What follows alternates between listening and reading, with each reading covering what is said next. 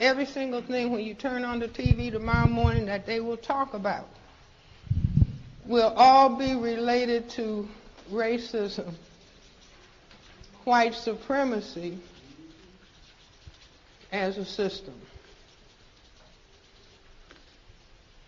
Okay, Donald Trump. I say meet your next president. See, all kind of people from the time he started talking. Oh, he's crazy. Oh, he's this. Oh, he won't. Oh, the American people won't accept something. Donald Trump has pulled the hood off of, the sheet off of, the cover off of the system of racism, white supremacy. See, he pulled it off, and he's talking with more clarity than anybody else, who all the other candidates quietly are thinking about racism, but they're not talking overtly about it. But Donald Trump is talking.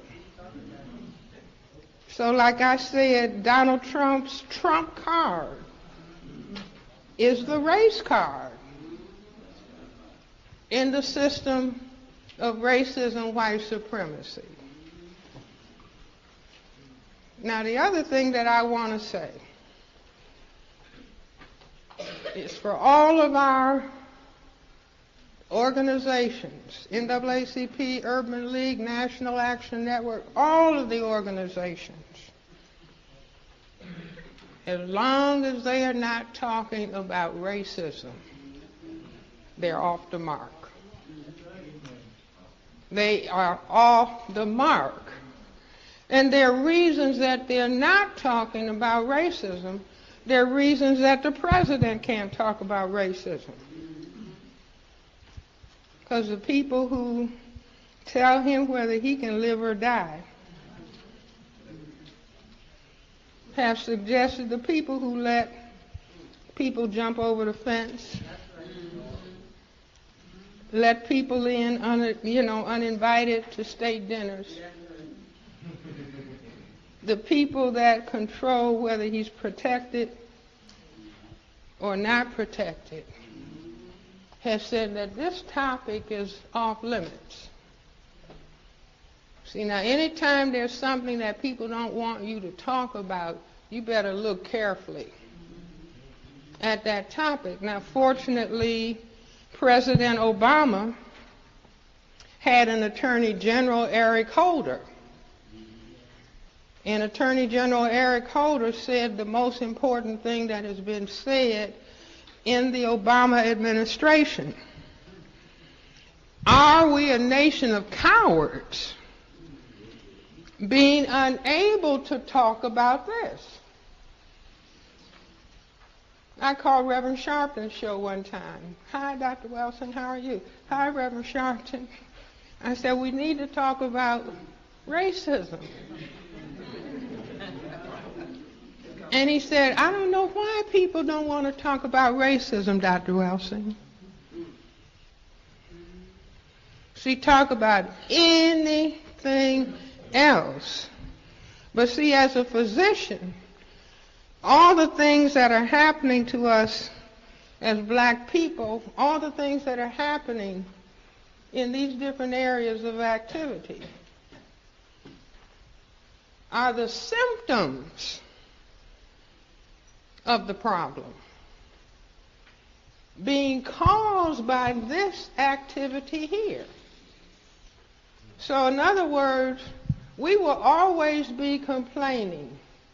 Do you see, where do we want to talk about police brutality under law or under war?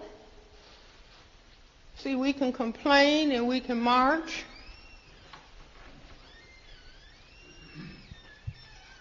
The police telling lies, the politicians in Chicago telling lies. See, all kind of lies. But if we don't say, well, what is causing all of this? Some people call it connecting the dots. See, not just looking at one dot and focusing on one dot. So that means that something is wrong with our conceptualization about the problem. See, like I have a sister who's in Chicago, very sick in the hospital. And the big question, what is wrong? In other words, she's having these symptoms. But the big question for the doctors to determine is what is going on that is causing. See, not just the symptoms, but what is causing. And so this is where this question, why is this stuff happening? The New York Times editorial today. The Trump effect. See, this is what I'm doing with my money, buying newspapers like Dick Gregory.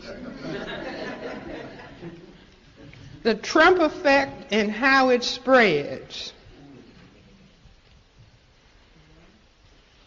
It says we are on the brink, under Trump, on the brink of fascism. New York Times, all the news that's fit to print, editorial 12/10/2015. I say fascism is end-stage white supremacy. See, just like in Nazi Germany. Fascism, system of racism, white supremacy, determined to survive. Context of White Supremacy. Gus T. Renegade in for another broadcast, hopefully to share constructive information on the system of white supremacy. Today's date, Tuesday, November 5, 2024. So I have been told Gus T. still on location in San Francisco, California. So I'm told VP Kamala Harris's stomping grounds. We are in live for election night. If it had been normal circumstances and I was in Seattle with my feet propped up, making smoothies, doing my vegan life, I probably would have had all this promoted well in advance so people would have known, would have seen it online, all that good stuff. That is not the case. Still out here in San Francisco for people keeping track. So this is 2 full weeks that I have been away from Seattle. At this point, it has been, 8 days or 7. I guess it would be 8 days in Los Angeles, and then at this point 7 days because I was half in LA and half in San Francisco for one of those. So 8 days in Los Angeles and 7 days in San Francisco at this point. Half and half, quite a bit of time, at least my perspective, quite a bit of time away from the good old 206, but still on the counter-racist grind. I just wasn't able to do the in-advance promotion and such. One, what was I doing yesterday? Why did I come here? Jonestown. I was at the University of California, Berkeley. Lovely campus, not too many brothers, not too many black people, period, but definitely they don't have no tons of black dudes out there. Like Marshawn Lynch went here. Sheesh. 206. Anyway, went to UC Berkeley. I was not overly impressed with the campus. It is pretty. Very, very pretty. They have a very pretty library, and it's right smack dab in the middle of Berkeley. So, it's nothing to gripe about at all. Anyway, I go to the library and get the dig in, and they have so much material. It is, now one thing I will say that I've learned from doing research in Washington State, right, for the duration of the C.O.W.S. existence, to be in another state and doing research, I thought I had pretty good access in Seattle. Man, while I was in LA, I went to UCLA, and I did searching there. I explained this before. I said this is kind of nerdy for people who do research. You do the regular ProQuest search, no university hookup or what have you, just your basic search. They'll say we're searching 2 databases. That's like looking through 2 boxes, right? You switch, you go to the University of Washington, Seattle. You search on campus, use ProQuest, same catalog. Now, because you have university privilege power, they will search 83 databases, which is a lot more than 2, right? UCLA, same ProQuest catalog, 157 databases. I go to UC Berkeley, 162 databases. Apparently, California is a substantially better location to research, especially for specific things like California state history, Jonestown, People's Town. Oh my God. So I go to Cal Berkeley and I'm putting in requests because some of the stuff they have secured in off-site locations and all that, and white people just dump. Mr. Fuller has that in the code book where he talks, I think it's under education, where he talks about white people, they just store up knowledge and information. Data, you might need it, a month from now, you might need it 50 years from now, but they just keep it locked up in a vault. That is UC Berkeley. They have Jonestown data just stacked and stacked and stacked and stacked. And most of it is accessible. Now, some of it you might have to go and put a written request and have government ID and all that. But at the end of the day, it is free and they will get it. It might take 4 days for them to go and into the catacombs and get a wheelbarrow and dig it back up. But I mean, they will go get it. And oh my... Once I realized, like, oh, wow, this is a much better spot to research, I just started researching everything just to see what I would find. Whew. Put in COINTELPRO and see how many boxes pop up. MK Ultra, because that was with Jonestown, the government experiment, LSD and all that.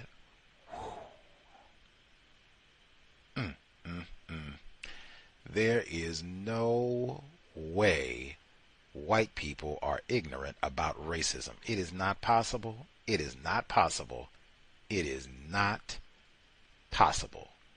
Period. And I told you, I knew Cal Berkeley, like way back when I lived here, I knew Cal Berkeley was like a reservoir for a lot of information. If I had really known, I would have spent, it would have had to been mandatory 1 day a week. If you live in the Bay Area and you are non-white and you claim you got something to do with counter-racism, you should spend at least 1 day a month. I don't care how bad times are and how lame things are. You don't have nothing going on and woe is me. 1 day a week at that Berkeley library. It's a pretty campus. It's open to the public. It's right in the middle of Berkeley. It's free. They got Wi-Fi that's free, and they got data out the yin-yang. It's quiet. You can study and get work done. I mean, data on all kinds of things. Oh, staggering.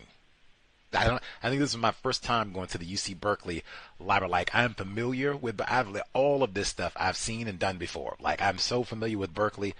I was at UC Berkeley's, not their graduation, their grad school graduation with people I know and hung out, ate with, all of that. I'm at their grad school graduation for Berkeley, smoking reefer up in the stands and everything. Idiot, total idiot. Sobriety would be best. Get your brain computer together and get your monkey hind parts in that library. What is wrong with you? Study Jim Jones. What is wrong with you? Malcolm X. Study something. Cannabis and the drug experiments and all that in Berkeley and what have you. Study all of that. Anyway, I made up for lost time. I spent the entire day, like I woke up early that morning. I'm staying in San Francisco, so I had to cross the bay. Immediately got to Berkeley before 9 a.m.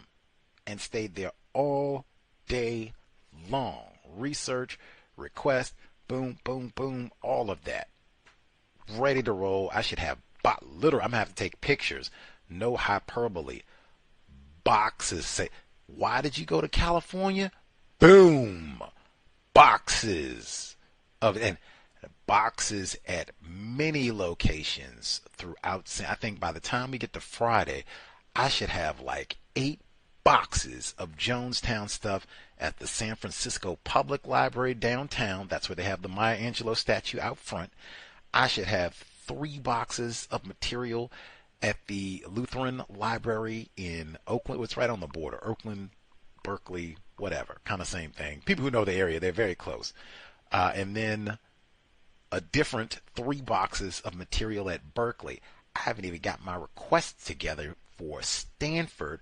And if things work out appropriately with time, I'm going to Sacramento, state capital. I'm going to Sacramento because they have archives. State capital, say it again. They have archives for the whole state. They have a People's Temple stack as well. Some of it's video I've never even seen. Lots, I think most of this material is stuff that I have not seen directly, which is why I came to begin with and why I had to be here for a length of time. This could not be a 2-day, even a week, because sometimes it takes a week for them to go in the catacombs and get the wheelbarrow and bring it back up. So you'd have to be here for a minute. Now, even that is nothing. The California Historical Archives, that is the treasure trough. That is the find. That is the everything. Holy Grail metaphors, they say. Oh, man. They have got, I think, like everything related to Jonestown, like thousands and thousands of pictures and writings and letters that were saved and book transcripts and videos and just all kinds, but they've been closed for months. No idea when they'll reopen. Why don't you give that stuff to Cal Berkeley? Give it to some of the places that are right here so that people could have access, could go study. In fact, they have so much Jonestown stuff at Cal Berkeley's library. Just on the library special collections page, it said that, hey, you cannot be using none of our videos about the People's Temple and Jim Jones in your little projects and such. You can watch it here for research purposes, but no, you cannot clear the rights, and we got this material, and people do not want to be bothered and pestered with all your goofy requests. So no, you cannot watch anything or use anything in your project. You can just watch, take notes. You have to watch it here. Fine by me, but I want to try to watch everything possible. That is the goal on the grind. I even had to map out my schedule of how to organize going hither and yonder. But I think tomorrow I can go to the Public Library San Francisco. Then Thursday and Friday I can go back to East Bay and hit the Cal Berkeley Library and the Lutheran Library, because religious studies, right? Jonestown is supposed to be a church. That's how they have some. So I can go over there, boom, boom. And then by Saturday, because Saturday the public library is open, the special collections at Berkeley and the other location is not. So then I can go back to the San Francisco Public Library and research there all day long. But wow, it has been amazing. And just again to be stunned how much information. I thought I had it made. I thought it was good no, it is way better in California. If you live in California, take advantage. If you live, and really, if you live in LA, god awful place, you should go to UCLA at least once a month, because same thing, they have so much information. Matter of fact, since I got here, I've been seeing like, oh man, if I had been willing to sacrifice, which I don't know if I would have, if I had been willing to sacrifice and stay like 3 more days in UCLA, I could have they had Jonestown material there, which I thought they would. They had a church down there. They went down there and, were doing church services and all that time. We read about that, so I knew they would have material down there. I wasn't supposed to be going to LA anyway, much less going to LA to hang out for Jonestown stuff. I did get to do a teaspoon, but knowing what I know now, 5 days in LA, and I would try to stay all of that at UCLA, not move, just stay right there and research. Anyway, hopefully I can accommodate and compensate NAB material from here. And yesterday was so amazing. Yesterday was the total balance to the awful of LA. Yesterday reminded me, because I had been saying for years, I love California, but I hadn't been in California for years. Reminded me, I got all that great work done. It was 70 degrees. I lived here as a resident, I mean like exactly here, East Bay. As a resident of this area, that is a little bit wild for it to be 70, like it's almost Thanksgiving. Like it's not, it doesn't snow here, but I mean, it's not supposed to be 70 in November. Not to my recollection, not to my lived experience. That is a little abnormal, but they had 90-degree weather here last month, which also is the October, which is also way abnormal. So, you know, I don't know what to say other than if that is global warming. Now that's also why they have all those wildfires and contributes to why the weather is so bad. The health air quality is so bad in Los Angeles because they have all those fires and such. That's also climate change. So 90 degrees in October does have consequences, as does 70 in November, I suspect, for this region. That notwithstanding, it was lovely yesterday. I mean, man, I lived it like I live here. I'm staying in San Francisco. I got the BART. Boom. Hopped across the bay. Got on campus before 9. Researched. Got hungry. I went where? To Berkeley Bowl. I love Berkeley Bowl. I used to shop there all the time when I lived here. I went to Berkeley Bowl and got reminded you are in California. You're not lame Los Angeles anymore. You are in like for real. This is what I think of as for real California. They had not just watermelon. They had all kinds of watermelon.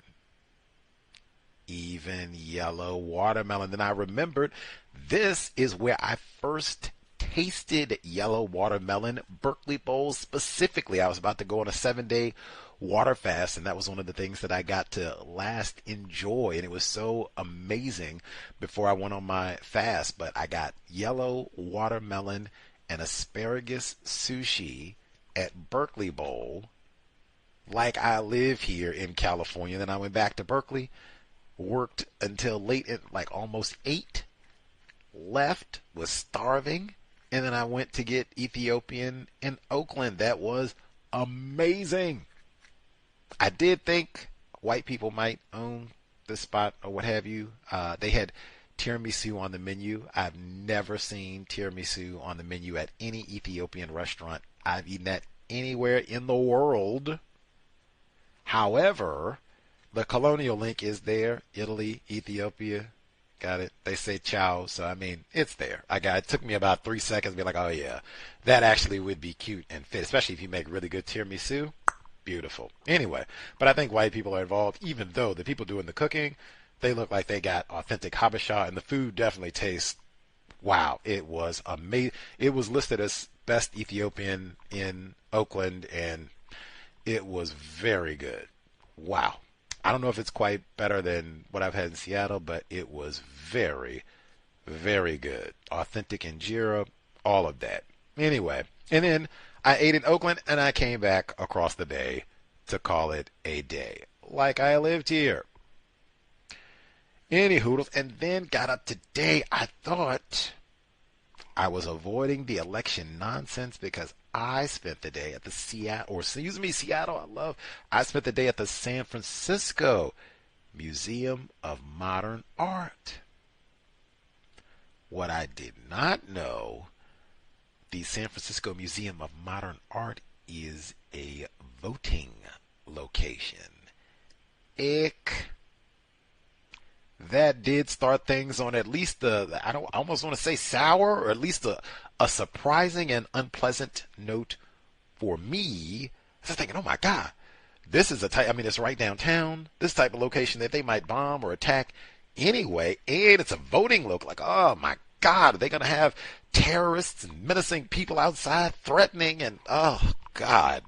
Anyway, I wish I had known that, prior to, but I don't live here. Whatever. I thought I was doing it just because I had my tickets for this I had my tickets for this today to go to the museum before I even left Seattle, way in advance. I thought I was already doing it business, but if I'd really been doing it business, I would have known, oh God, they have what? Maybe we'll go a different day. We'll go, but whatever. It's too late. Get to the museum. It's massive. Even though I did live here before, I did not go to the museum while I lived here. Shame on me. Wow, I don't know what to say. If I lived here, knowing what I know now, I would get a membership to the museum. That way, if I had guests or anything, attempted family members or anything, they come in from out of town and, you have to find things to do or what have you. Bang, we go to the museum, you get a guest pass, we can go check that out. Or if you have business, like meetings, business luncheons, that sort of thing, let's go to them because they have Wi-Fi and they have a cafe. They have several coffee shops. They have numerous outdoor seating areas with tables. And it doesn't snow here. Now, San Francisco notoriously does not have the best weather, but it's not Wisconsin. It's not New York. It doesn't snow here. They do have the rainy season, but a good chunk of their outdoor seating area is covered. So even if it was raining, you could still sit outside. So for a large chunk of the year, you could go and have a really impressive visiting or a business meeting at the museum. Trying to impress people, point out pieces of art that you like on the way. You go up to the cafe that's on the 5th or 6th floor, point out some artwork that you like along the way. Then you all go get a nice table. You get a tea or a latte, whatever it is. Pull out your laptop. Like I said, they got Wi-Fi. Boom, get online, whatever presentation you need to make. They have sculptures outside, so you can pick out some of the sculptures while you're sitting outside. Boom, boom, boom, do the deal. I would get a membership. I can see a lot, and it's centrally located. It's right downtown. It's right on the BART. If you live in San Francisco or if you live anywhere in the East Bay, it's very easy to get to. You wouldn't have to do any walking. You could even take the BART easy. You wouldn't have to worry about parking. You just go to the BART station wherever you're at in the Bay. Bam, get off right. I think that's Montgomery. Really, you could take any of those stops. Any of the stops. They're right once you cross the Bay and get into San Francisco. Montgomery, Powell. I wouldn't take Embarcadero, but Montgomery, Powell, Kearny. I think Kearny. That would be the one. Get off at Kearny and Market. Bam. Go right down third. It's 2 blocks right there. If you go, your pass is good for the whole day, and it's massive. It's 7 floors. There's no it's 7 floors. And it's packed every floor. You could even take a break and go to their coffee shop, or you could leave. There's a Whole Foods 4 blocks away. You could go to the Whole Foods, refuel, get a snack, all of that, go back and get to it. But they had so many things to view. I took lots of pictures. They had lots of black artists, which I was surprised. I was very disappointed they did not have any artwork of O.J. Simpson. Nothing. He is a San Francisco legend. And he played for the 49ers to end his career. I was really offended about that. They had a whole sports section on, I think, the 6th floor, I think. It's either 6th floor or the 7th floor, but it's great.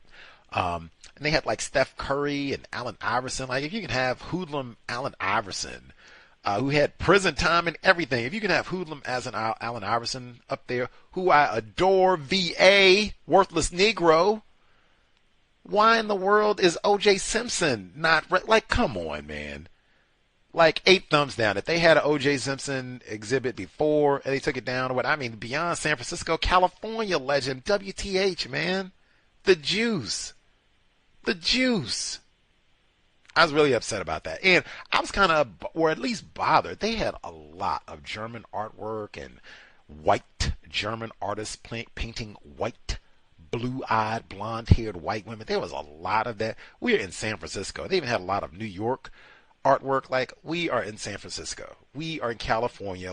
This is a city that is rich with history. You can show them having the Chinese people here and getting mistreated and beat up and all the rest, and the railroad and all of them. Come on.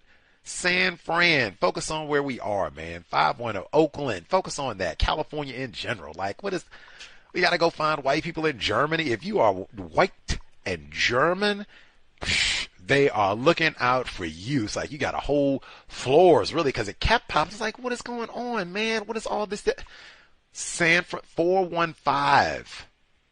Show the golden. I don't even think I saw anything. Like, did they have like pictures of the Golden Gate Bridge getting put together and all that? Like, come on, man. Earthquakes, where is that at? They didn't have any representation of that. All this stuff in German. And what is it about the Rhineland?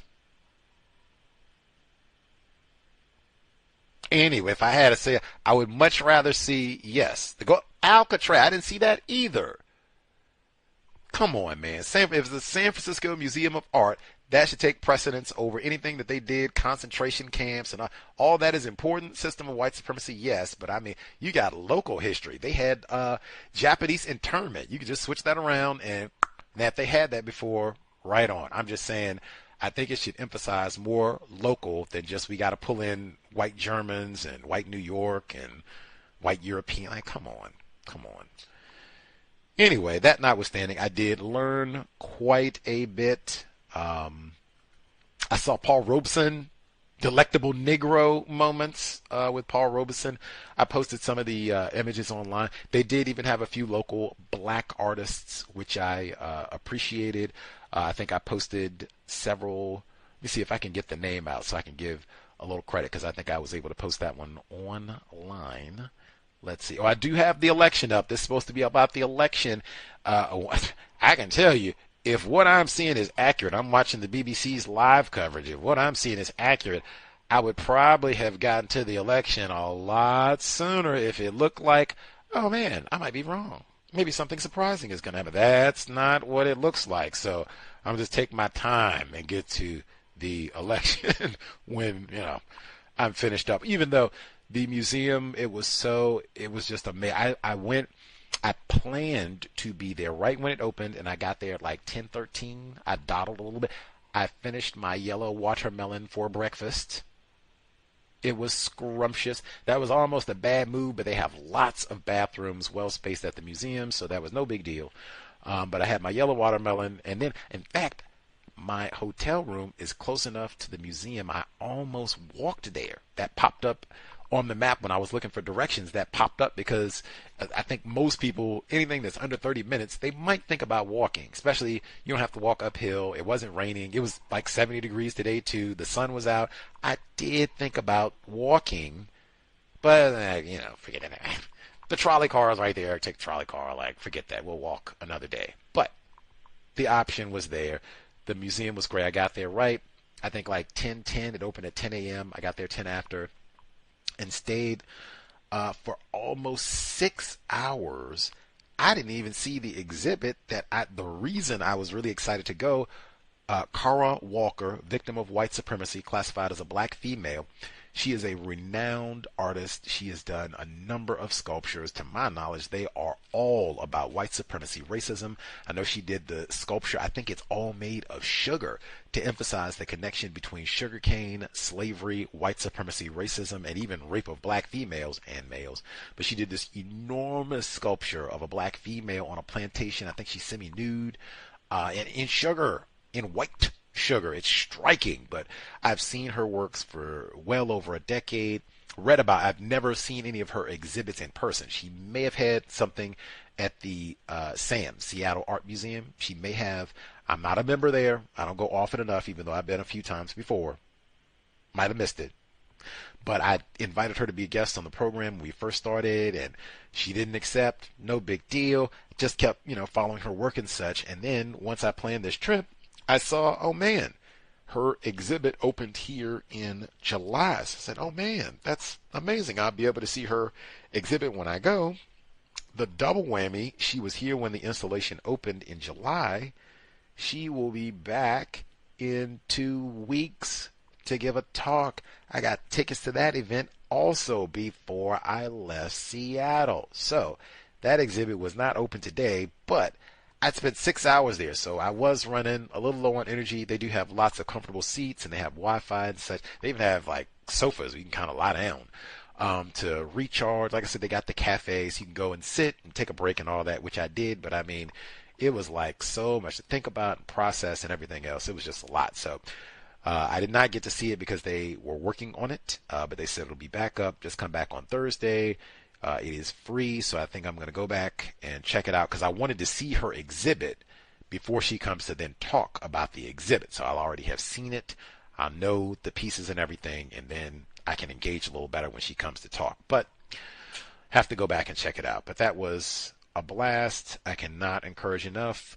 If you, I guess, any of the museums in your area, you should visit. Certainly if you're in the Bay Area, see if you can go. San Francisco Museum of Art. They have a lot of pieces that deal with racism, white supremacy in a variety of ways. Even, in fact, I was stunned. The sports section, many of those pieces deal with racism too. But in the sports section, they have like a video room. They had a video. It was Bull in the Ring. It showed a black male playing tackle football in what looked like probably a teenage black male, maybe even a high school age black male, somebody like 17, 16, somewhere in there. And the caption said for this video, it said that this, what I think is a child, teen, was going to go do bull in the rings, where you go and you run and try to hit another player as hard as you can, run into each other, collide. That he was going to do this with a player who was substantially larger than himself. And then next to this video, it had CTE scans of his brain computer to show the damage of tackle football. My jaw hit the ground.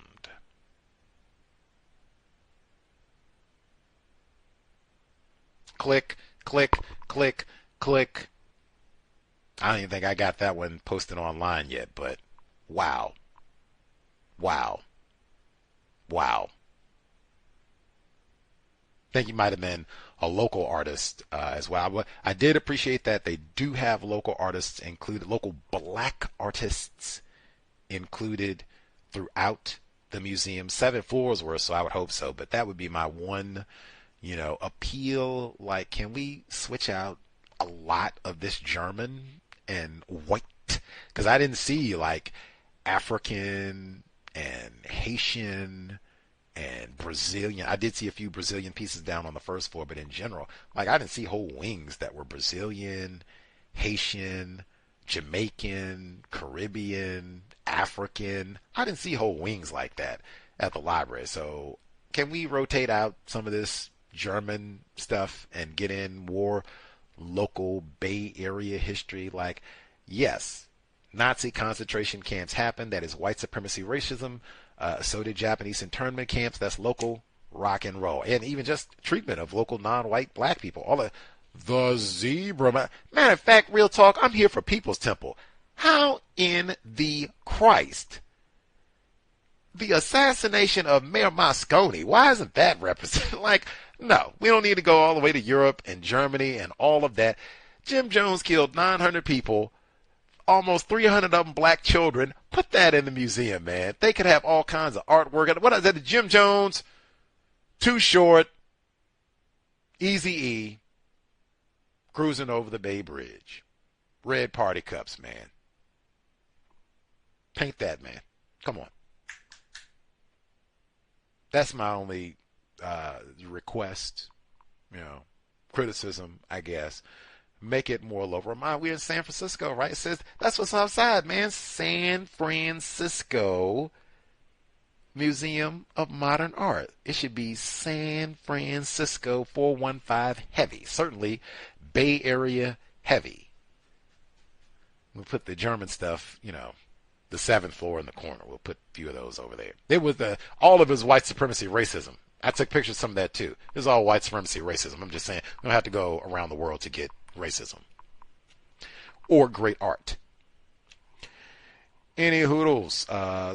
Visit the museum. Reading more important than watching television. There's something else more important than watching television. If you have children, certainly, because your children might be artists, or sculptors. You don't know. Get them away from the television. You can go to the museum, see some pieces, see some things that, speak to them in a certain way. And then they might find somebody they want to research, find, whoa, a black female sculpted this? What? You should go find out who she is. Write a paper or do a presentation about that. Whoa, a black dude painted this? What? Who is that? Do some research. Where did they grow up at? What was their experience like? Was racism a problem for them trying to paint? Lots to research, lots to know. Any hoodles. Great day at the museum. I survived, got out of there, and then came back. Was like, oh yes, the election. Let me get off the streets of Stanford, especially downtown San Francisco. Let me get the heck out of here. And I passed when I went to the main San Francisco library this past weekend to start making requests so I could get these boxes of material. I passed a campaign office for a Democratic candidate. I believe it was a black female, but I could be wrong because this is just quick on the trolley as we were passing by. But I think that's what it was. I tried to look online. I couldn't find exactly. If I go back in the next couple of days, I'm going to see if I can get off maybe a stop early and look. But this is on people in San Francisco area. This is on Market at about Market and 7th, maybe? Market, and this is like right downtown. Market and 7th, I think, somewhere in there. It looked like there was some black female Democratic candidate running for local office. Her campaign headquarters, or at least one of her campaign offices, was right there. It had been vandalized, and it looked like they had her campaign posters as well as posters for Kamala Harris. They'll promote everybody that's up ballot, down ballot, as they say. But it looked like it had been vandalized, right? Where they spray painted things all over the windows, maybe even broke a window. And I was like, oh man, look. But we were, we were rolling on the trolley. But I told you, like, hey, she used to be in the district attorney's office here, Kamala Harris. I do not feel no, whoopee, we got our back. That's our black sister or whatever. That's our biracial sister, Indian sister. That's our VP sister. What? I do not feel none of that. Her office, or not her, but the office got vandalized where her campaign posters were. I've seen Trump paraphernalia and what have you, left and right. I saw the article. I posted it where they said, man, Kamala Harris's California support is kind of lagging. That's what I've seen. And I said, man, this is Ronald Reagan territory. Like, for real. Arnold Schwarzenegger was governor here. Now, I know he came out the other day and said, I'm with Kamala, that's my sister, and I'm with her all the way. Right on. I'm not with that Trump fellow, whatever. The governor, that was out here. Matter of fact, he was governor when Tookie Williams was executed. They were talking about changing the laws so that, because he wasn't born here, Arnold Schwarzenegger, they were talking about changing the law so he could be president. Or at least run. That's the state that Kamala Harris is going to win?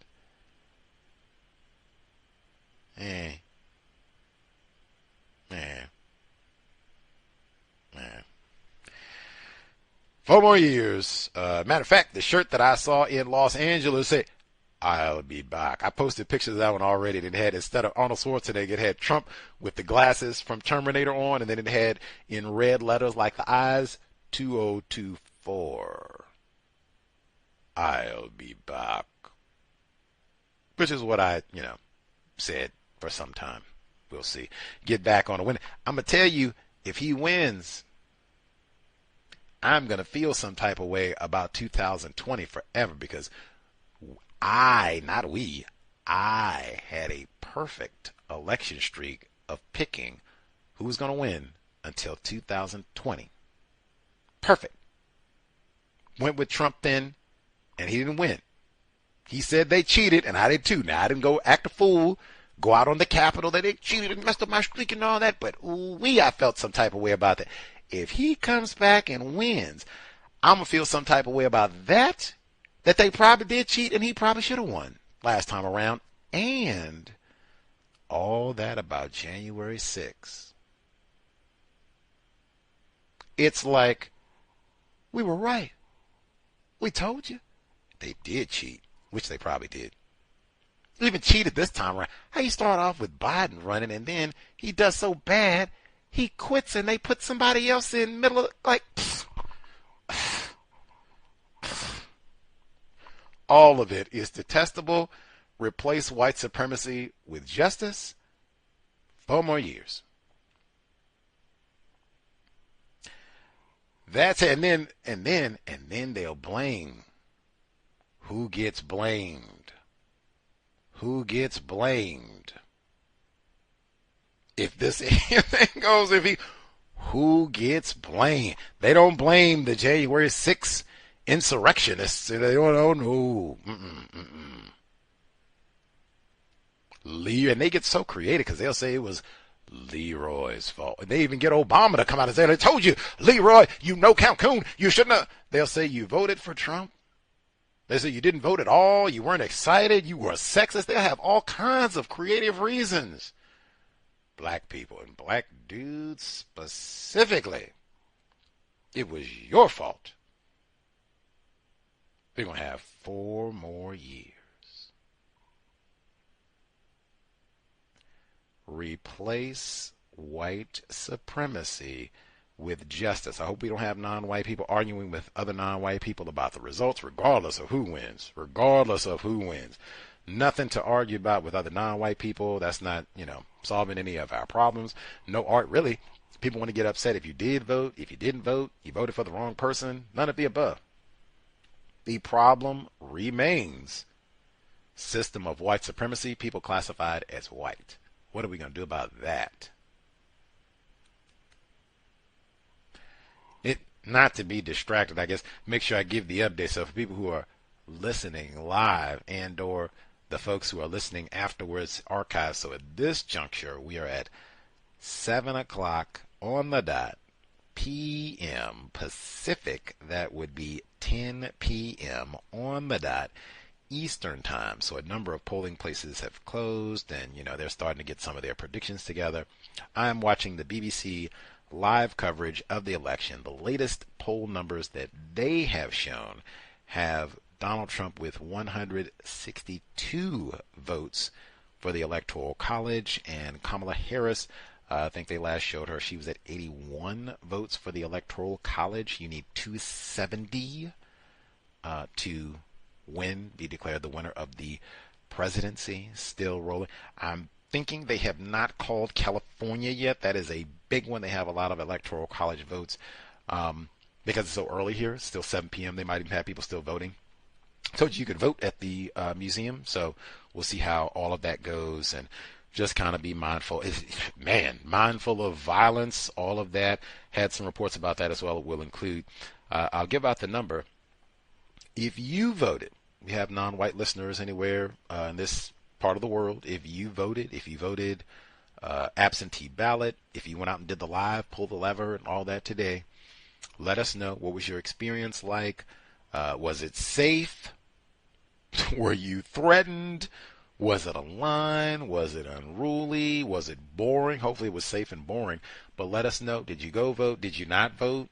If you want to get into any details about your decision, did you get into any conversations on the job? Hopefully that is a big nil for everybody. Nobody had any discourse about this on the job at all. Did you vote? Yep. No, maybe I probably wouldn't even say that. Just keep it moving. Not even with other black people. There's no need to discuss, because even if you tell them that you voted or you didn't vote, even that can spark, all kinds of upset about this and all that. So no politics on the job. Hopefully nobody had any sort of discourse at work. But with other non-white people, did you, get into chit-chats, family members about all of this? Have you had any interesting observations from your part of the world, what you've seen, what have you? Let us know. Number 605-313-5164. Utah projected win for Trump. That's only 6 electoral votes, so, whatever. Montana, oh no, projected win for Trump. That's 4 electoral votes. That's not, whatever. All of them count. I'm just saying it's not. But if we take those 10, I think he was already at, what did I say, like 160 something? Oh, there we go. Okay, so with those added, it would now be 81 electoral votes to 172 electoral votes for Trump. So Trump needs just under 100 electoral votes to be declared the winner. Long way to go. We shall see. Don't know if we'll be here all night long, and there might be all kinds of, he cheated, they cheated, and lied, and, all that. So we shall see. But let us know. The number is 605-313-5164. The code 564943 pound. Press star 61 if you would like to participate. That did remind me, while I was at the museum, the early part of my visit at the museum this morning, they had video footage. They have lots of videos at the museum. They had a video playing from the 1930s that was suppressed, and some of it was video of World War II. Again, So they show the World War II. Then they come back and they show Wisconsin. And they show, this is like 1930s, during the Depression, close to. They show there were dairy farmers in Wisconsin, and they went on strike for better wages. They got white people who own the farms didn't want to pay higher wages. They got the replacement workers, call them scabs, to come in and get the dairy trucks. Man, those white people hopped on those trucks and commenced to fighting and whacking those scab workers and grabbed the milk and threw it off the truck. I said, dang, that's in Invisible Man, where they have the riot that are stealing milk and everything. They took the milk and threw it off in the pig troughs, fed it to the pigs and everything. Like, what? Man, they kept showing. And then they were having a labor strike. They had all these white people out in the streets. They had batons, bats, axe handles, you name it. Then they had armed guards and other white toughs came out like, what are you doing? Get out of here. And you could see them winding up, and they shoved one fella, and he said, well, you don't shove me. He turned around and whacked it. Man, I said, oh my God, this is hitting a little bit too close to home. It is making me uncomfortable. I'm going to have to leave. But I got up and walked away. I think about 2 hours later, I was a few floors up, and it was a white woman, and she said, man, they had that video, and it's already voting day, and they were showing the people out in the street. I said the same thing. It made me uncomfortable. Like, I got to go. This is too close to home. I got to go see something peaceful. And because I told you, got all that German stuff. We don't even need that in here. They're acting a fool outside. Let me calm down and, think of something calm. Jim Jones, or sing a song. Get Steph Curry to shoot some three. They had Steph Curry on the basketball thing. They had him in it. They didn't have O.J. Simpson, but they had Steph Curry in there. I don't have no problem with Steph Curry. I like Steph Curry. He got gold medal and everything. He could have had O.J. Simpson. That's all, Anyway, number again, 605-313-5164. The code 564943 pound. Press star 61 if you would like to participate. Let's see. I guess before I check, see if folks who dialed in, they voted. Let us know. You don't have to tell us who you voted for or anything if you don't want to. I'm just saying. But if you did vote, how was the experience? Was it safe? Did they have security? Was police out? That sort of thing. They had a report talking about voting security and safety and all of that. Listeners informed me about this yesterday. I am just pointing out that the lack of coverage around this incident, like they didn't have big beefy reports to give a lot of detail. Like if this had been Leroy, me, Al Sharpton had been out at an election polling place with an axe handle. Hey man, OBZ man, I remember what you did, man. You better not go in there and vote for Trump, man. You better just get out, black sister, man. I think it would have been on a whole lot of, it would not have just have been no local West Coast thing or nothing like that. I think they would have had that on CNN, BBC, Unruly, Nigra, maybe new Black Panther Party member, the Not Effing Around affiliate, we don't know, threatening white voters. This must be put down. We need new legislation. Black identity extremists. That's what they'd be saying. Not just they got barely a whimper about this here. A Tennessee man is facing federal charges after authorities say he tried to destroy an energy facility in Nashville. Federal authorities say in June, Skylar Philippi told someone he would attack a large interstate substation, and then in September, an undercover FBI agent drove with the 24-year-old to substations that he had researched. He ordered explosives on that drive and then spoke about his plans. Well, the Department of Justice says Philippi planned to fly a drone with explosives into the substation. This is a picture from court documents. Those documents identify Philippi on Saturday when they say he drove with the undercover agent to a substation, and that is when he was arrested. Before leaving the hotel Saturday, court documents say the man from Colombia took this picture with the explosives and the pipe bomb. Authorities say he was driven by a racially motivated violent extremist ideology, and if convicted, does face life in prison. Skylar Philippi, white man, white supremacist, pipe bombs. They called Mississippi, surprise, for Trump. That's just 6 votes, so that's,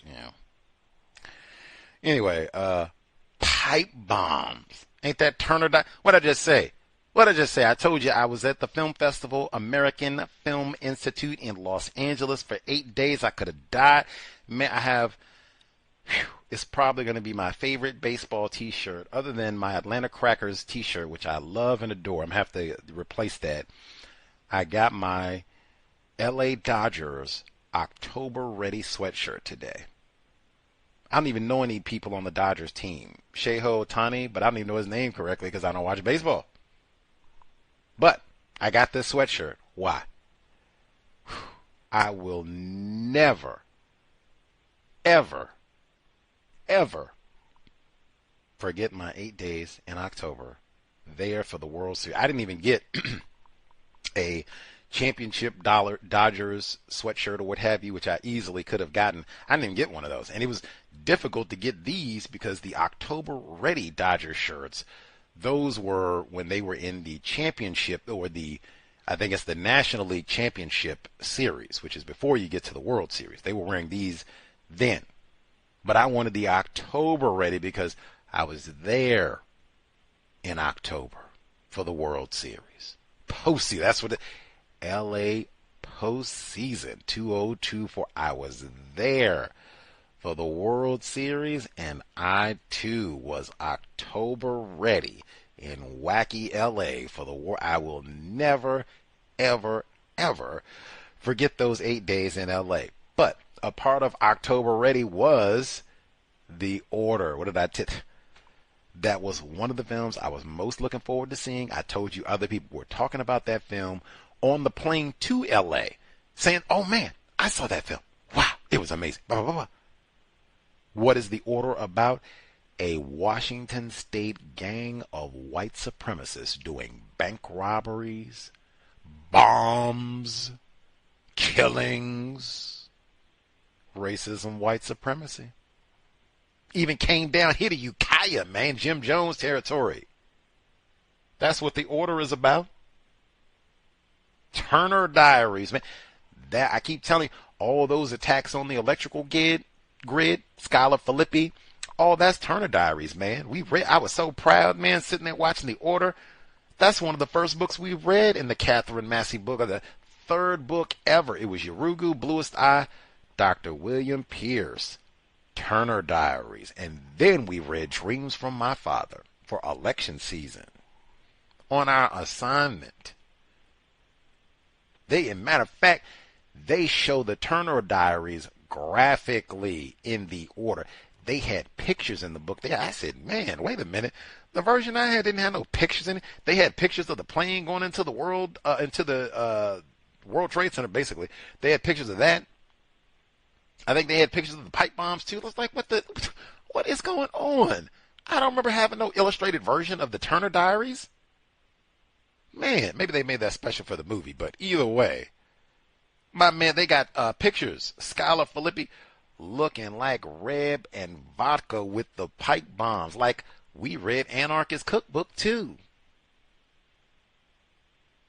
Politics of white violence. They got Wisconsin up now on. I know that's going for trying to. Are you serious? Dahmer land, Sade Robinson land. They're gonna vote for Kamala Harris. Are you out of your flipping mind? Are you out of your flipping mind? 4 more years. Ain't even no drama. That's really about the only thing. They sit up and lie and look you in the face and lie.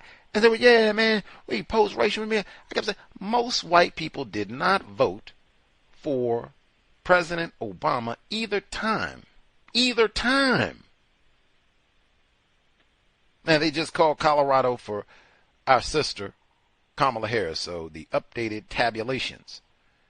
91 electoral college votes for Kamala Harris. 178 electoral college votes for Donald Trump. Too early to call. You need 270 to win.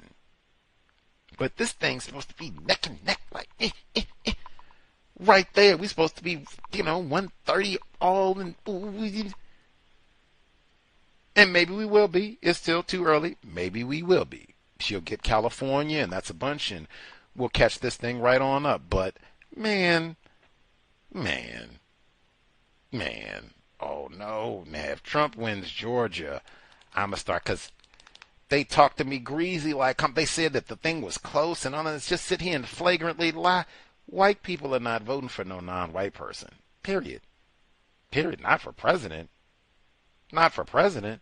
You're out of your mind. They didn't vote for Obama. I mean, he graduated from Harvard. He had a white mama. All that. They called him historic number of death threats. Senator Harry Reid told he said he's not even one of them dark ones. He's pretty articulate. We can barely tolerate him. And they were going to kill him. That's how we got Trump to begin with. Said he's not even a citizen. If that's the best we can hope for, according to white people, come on.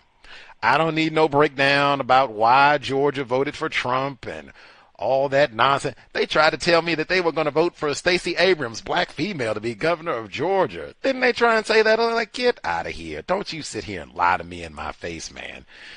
Any hoodles. Let's see. Deception, fully say that.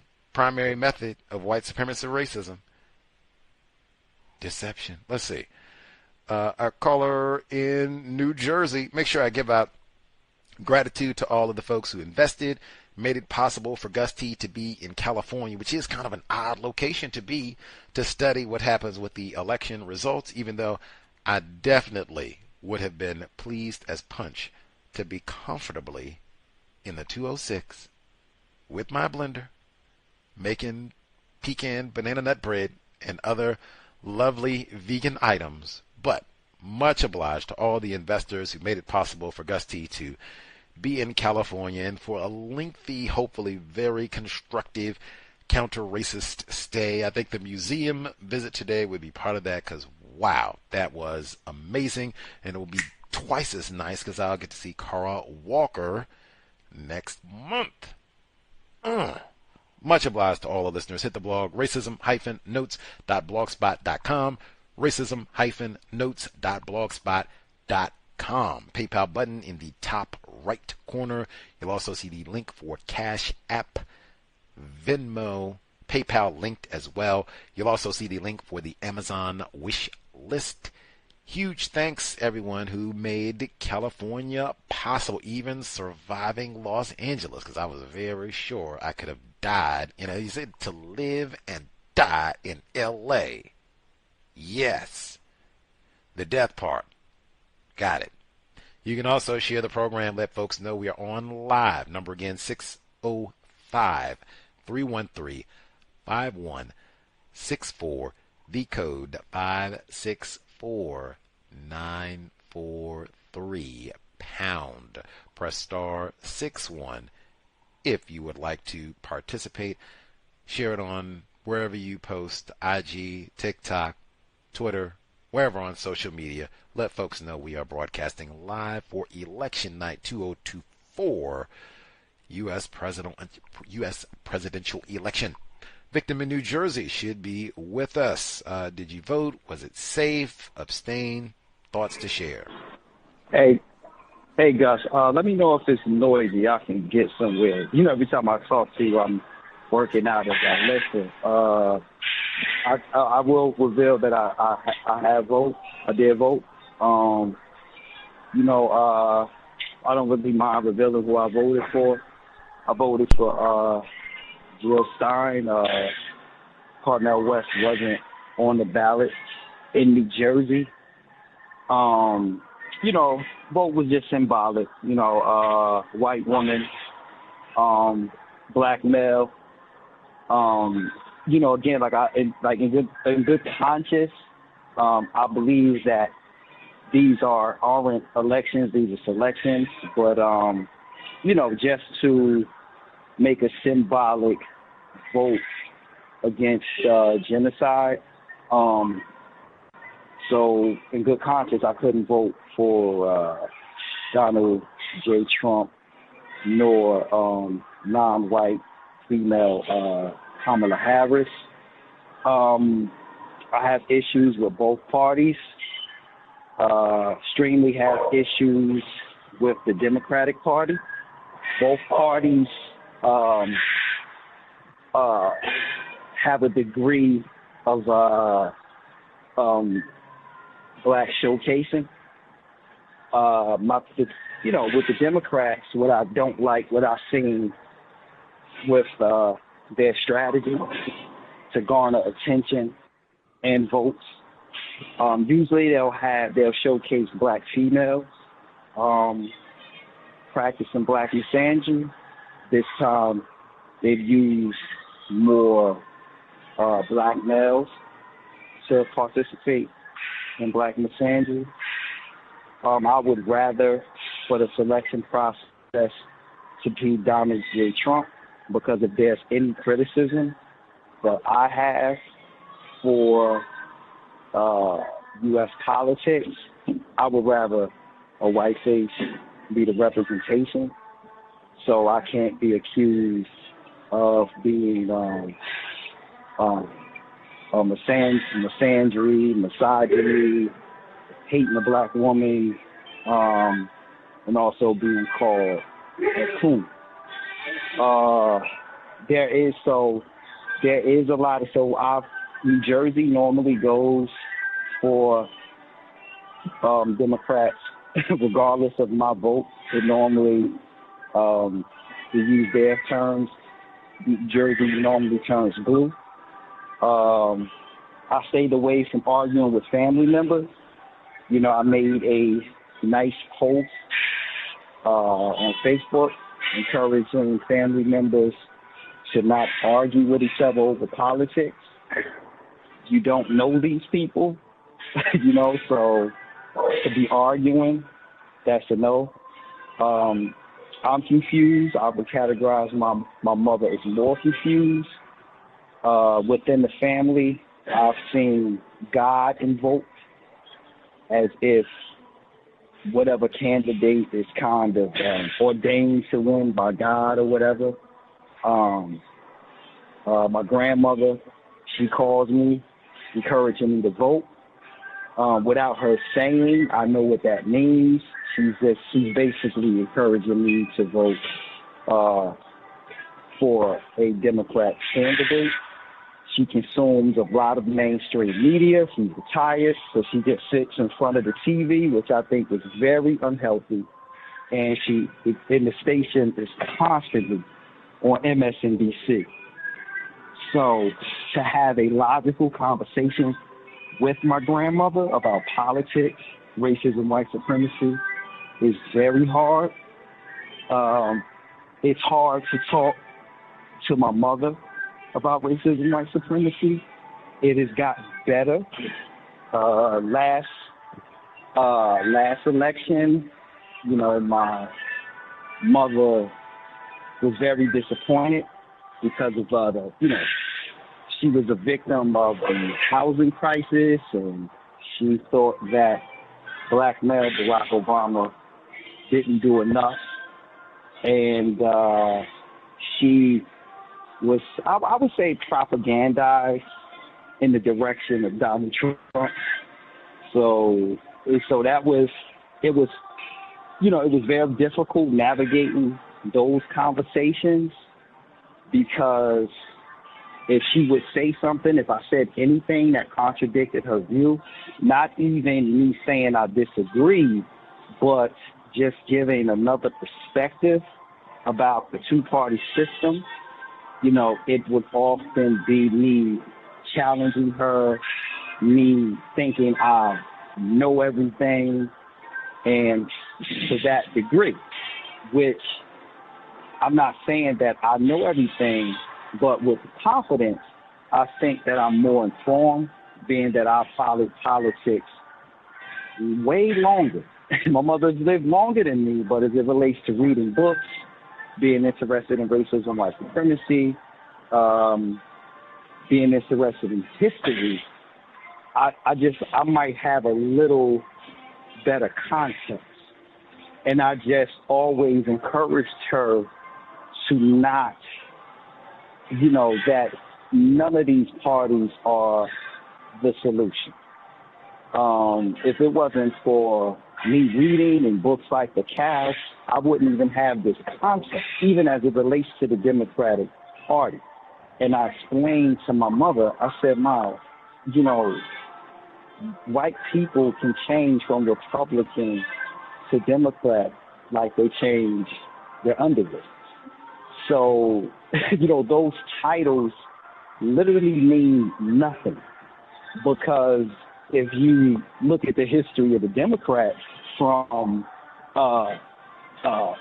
Tillman, South Carolina, to the Ku Klux Klan, Andrew Jackson, to Jim Crow, that was the face of that terrorism was presented as a Democrat persecution. So, and the Republicans weren't doing anything to thwart the terrorism that took part in the South by the Democrats. So, but I'll close with this again. I just want to be able to critique the U.S. empire and the global empire of white supremacy without a female and a black female exact as the face of it. So 4 more years for Donald Trump, and will be okay with me. I'll close.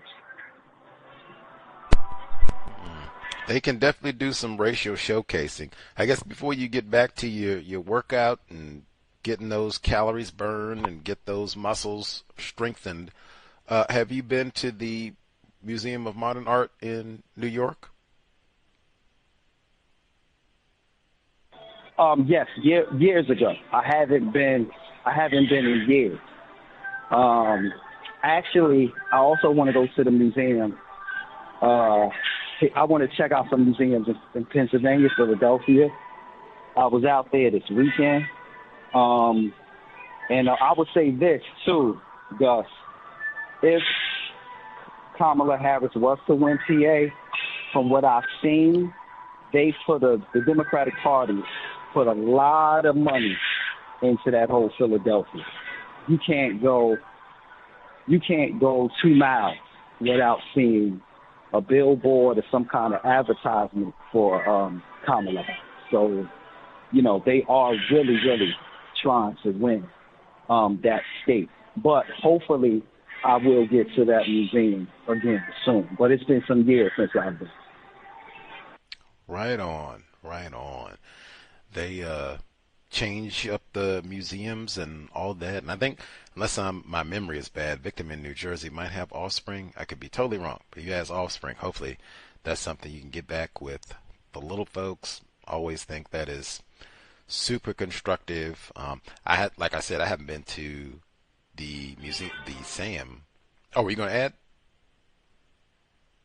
Yeah, no, I don't have any offspring, but I do have a nephew, as I've told the cows and the cows listeners, who has a white father. So I do have someone of a younger age that sometime in the quite future I'll be able to take to some museums, and if any, if anything of any, he has a curious mind about history and race, I'll be able to, just give him a non-white black male perspective, being though that he's being raised by a white male, and my nephew looks extremely non-melanated, so I'm not even sure. He might, I'll have to see, he might be able to pass as, white people look at him and get curious. Like, is he, what is he? He has that look as a child.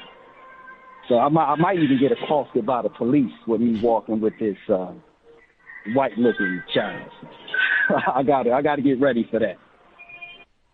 Fascinating. That is, I guess he'll be able to let you know if he's able to be, accepted as a white person, or if they just get curious, who, where, what, that type of thing, lots of questions. And then once they get their questions, oh yeah, he's not quite, or, however, see how he responds to other non-white people. I don't know. Fascinating, but no children, bad memory on my part, but can still go check out the museum on his own, and do some studying, or the young fella, nephew, take him too with a curious mind, or even to inspire his thinking, or, art, other things in the world. I think that's a part of what they talked about at the museums. Inspire your thinking in a different way about the world. Annie Hoodles, much obliged. Victim in New Jersey, bravo. No conflict, because certainly a lot of non-white people, we have been conditioned, we are supposed to seek salvation from these elections, and sometimes it'll be specifically the Democratic Party.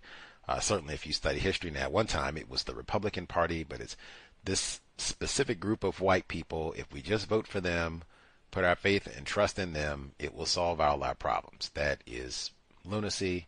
There is no such group of white people that you can vote for or put your support behind, and they will solve black people's problems, replace white supremacy with justice. That is not going to happen. I don't even know a group of non-white people that exists in that manner. We are going to have to go about this business ourselves. And a big part of that is minimizing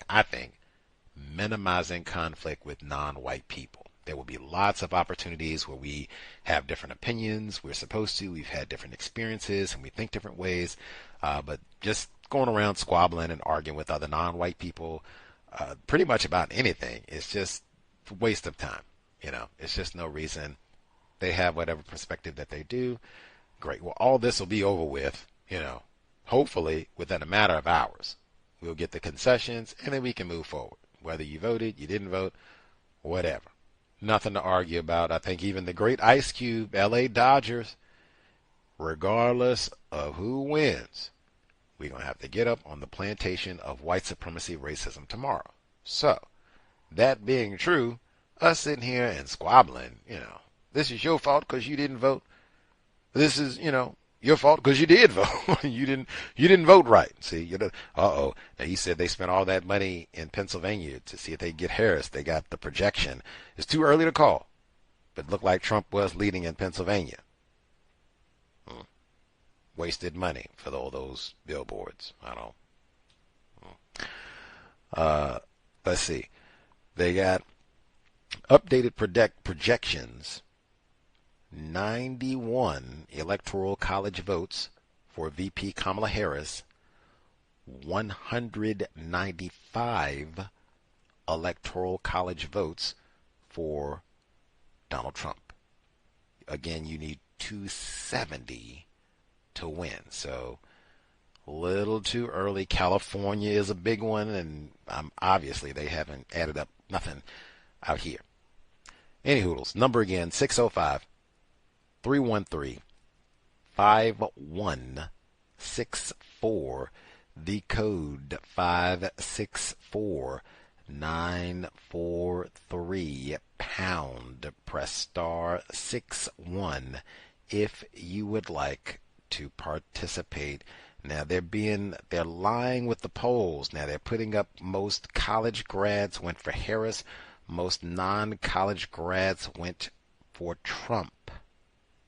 They put up previously that most men went for Trump and most women went for Harris. That would have to be disaggregated because I think at this juncture, the number of white women and non-white women in this part of the world might be catching up a little bit. Still more white women, obviously, but I suspect that that gap is narrowing. That would just be my suspicion. But either way, you would have to disaggregate non-white females from that. White women voters across all demographics have voted for Trump. Make sure I say it correctly. White women voters across all demographics voted for Donald Trump, the majority of them, both times he ran. Now, obviously, we don't have the numbers yet for today, but they put that old nonsense up that most women voted for Harris.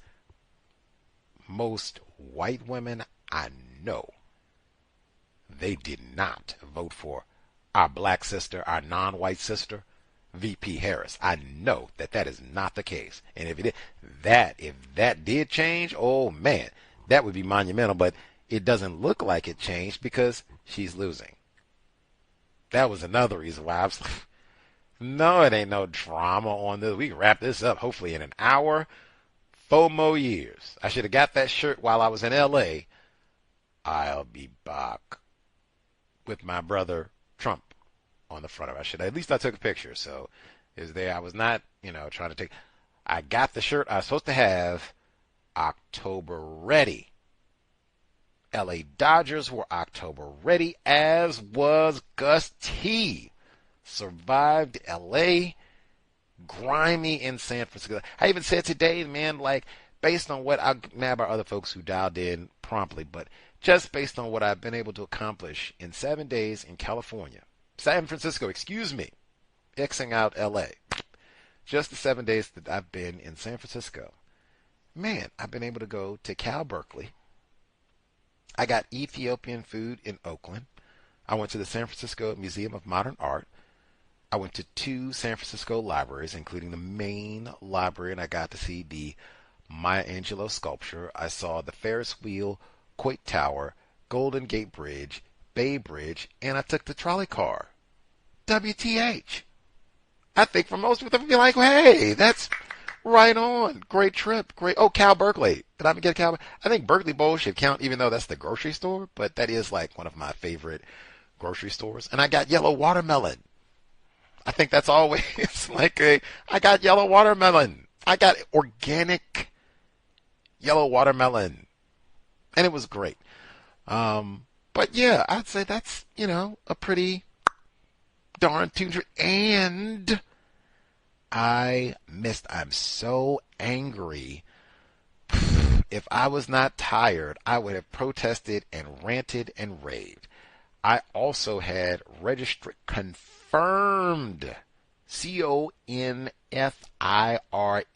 CONFIRMED, bold-face print confirmed registration for the Stanford University Food Summit. That was November 1. I arrived in San Francisco on October 30. I had my ticket for the Stanford Food Summit confirmation before I even left Seattle.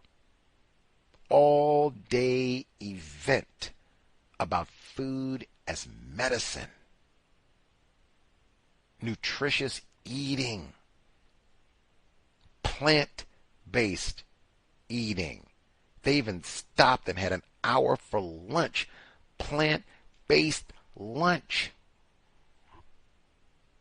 That I was almost as excited for that as I was the film festival. Those are like the two. Well, those were the 3. It was the film festival, that, and being able to see Carl Walker in person. That's later.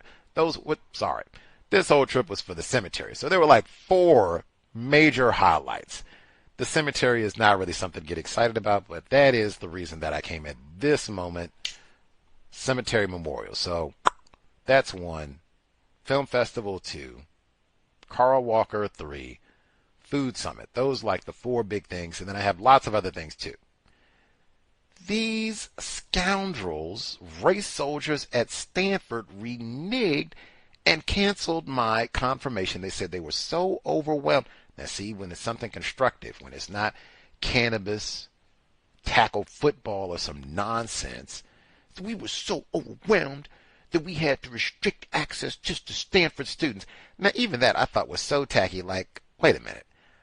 I don't even live in California, much less a Stanford student. How did I get confirmed and registered last month? Like I said, I was registered and confirmed before I even left Seattle. How did I sign up that early? And these people signed up so late that it overwhelms your capacity. And then I have to also think, these are Stanford folks. You all brag about being smart. Dr. William Shockley. You all have never hosted a public event before? You don't know how to gauge capacity? Hey, even at worst, you all got football stadiums and all of that. This is important. All the hot dogs they serve in L.A., man, if this many people are interested in correct nutrition and eating correctly, maybe we move this to a larger venue. Maybe we set up a Zoom. They didn't say none of that. Renege.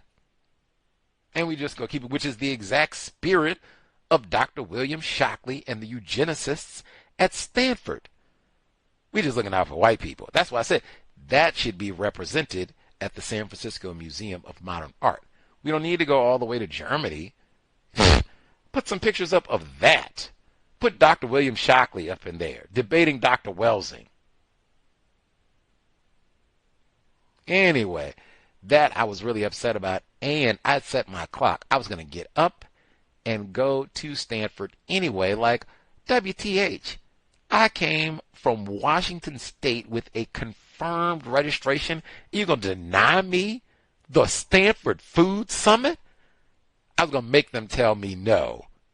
I was just exhausted being in L.A. for those 8 days. And then at this point, I'd been here for 2 days. We broadcasted that Thursday.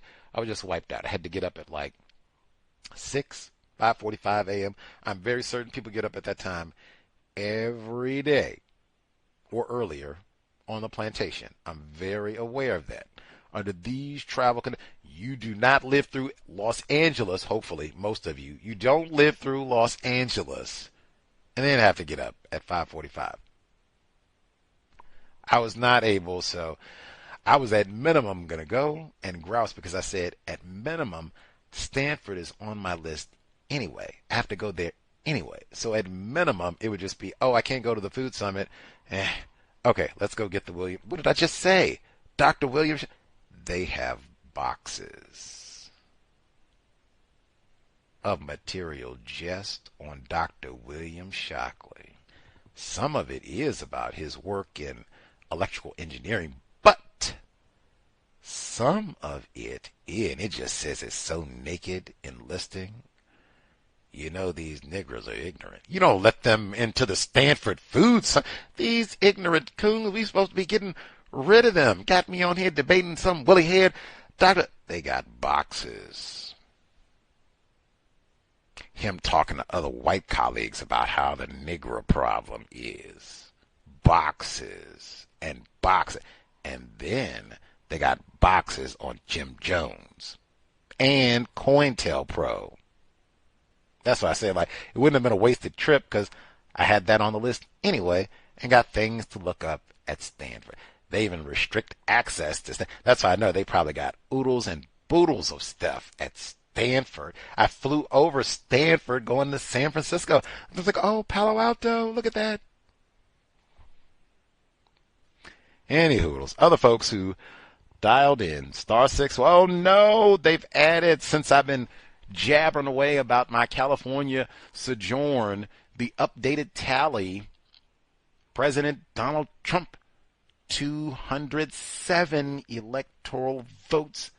VP Kamala Harris, 91 electoral votes.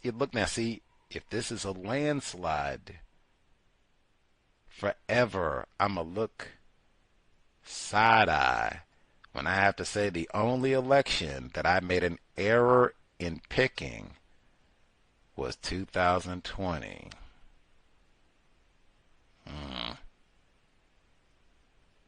Asterisk. That's the way I'm putting it from now on. Asterisk, because I don't think he really won that. I said that with it. I didn't agree. I didn't say you need to go and do all that. Ashley Babbitt, I didn't say all that. I just said, hey, I don't believe this either. How did this happen? I didn't say go storm the Capitol, urinate in the Capitol, smoke reefer, and eat pistachios. I didn't say that. But I am going to look at that. And like I said, oh, man. So you telling me that the J6 terrorists, they were right? Man, they can just wait 1 month to get a pardon? Come on, man. I don't want to hear nothing about no emboldened, because you can't get more emboldened. But, man, that would make me, wow, think, oh, I don't want to hear nothing about they were punished. I don't want to hear nothing about no consequence. None of that.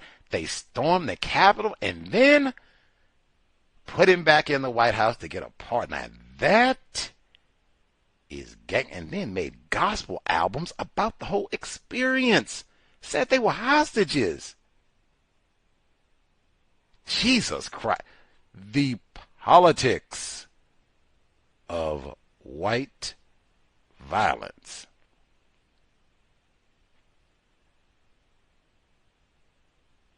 Wipeout. That's embarrassing. Have me up there to get embarrassed by some January 6th mobster. Let's see.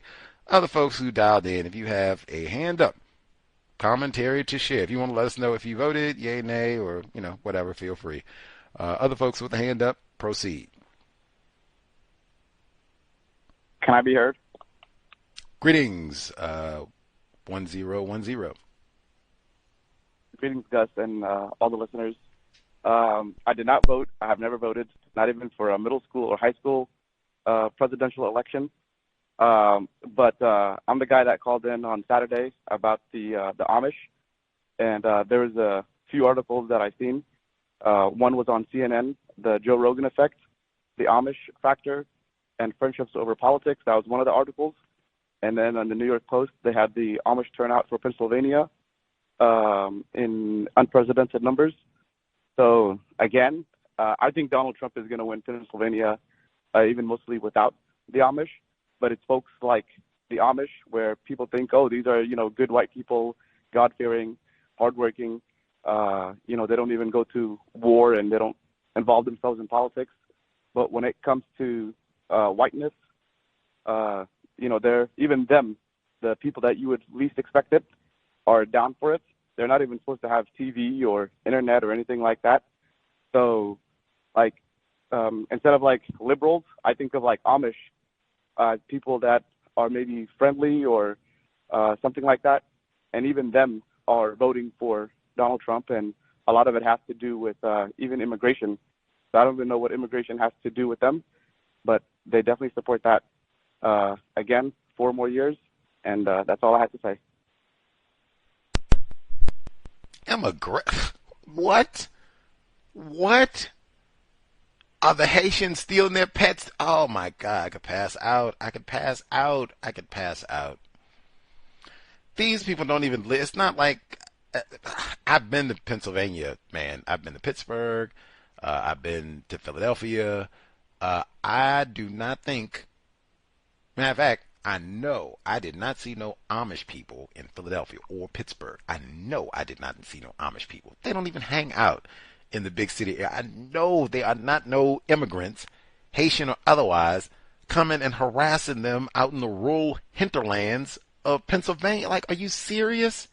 For real talk, they're out in sundown town areas type places for reals. But I mean, what? And some of these places, because of white genetic annihilation, they don't even have enough people. They need immigrants, begging them to come. Jesus Christ, we need workers. What are you talking about? You're not going to do it. You're not going to do it out on the farm and such. What are you talking about? Come on, man. What he said, hey man, I don't even know, are you Amish and all that? Are you classified as white? It's the religion of white supremacy. Ain't got nothing to do. Yeah, I got that. You don't shave, you don't have TV, no internet, right? Prehistoric time. Do you believe it? Are you classified as white? All I need to know. Got it. I guess you won't use a drone to kill me, I guess. Other folks who dialed in, hand up if you have commentary to share. May I be heard? Yes, sir. Yes, sir. Thank you for taking my call. Greetings to all the cows, listeners, and callers. You brought up a good point earlier, Gus, about the, the food, I believe, getting healthy food. Regardless of who wins tonight, I just went shopping today, so regardless of who wins, I'm going to have a smoothie tomorrow morning with kale, bananas, and strawberry and coconut milk. That's what I'm going to do tomorrow. Also, I'm not sure what polls or what update that you were looking at. The Fox News update has Kamala Harris as 117 electoral votes compared to Donald Trump's 211 electoral votes. Either way, I believe Donald Trump's still in the lead. And the January 6th traitors are probably doing a nice little dance, waiting for their pardons. I'm waiting on the last update for California. I believe our polls close at 8 o'clock, just to see if California will either shift to red or blue. Because, again, this state has had at least 2 or 3 governors that were Republican. One went on to become a president.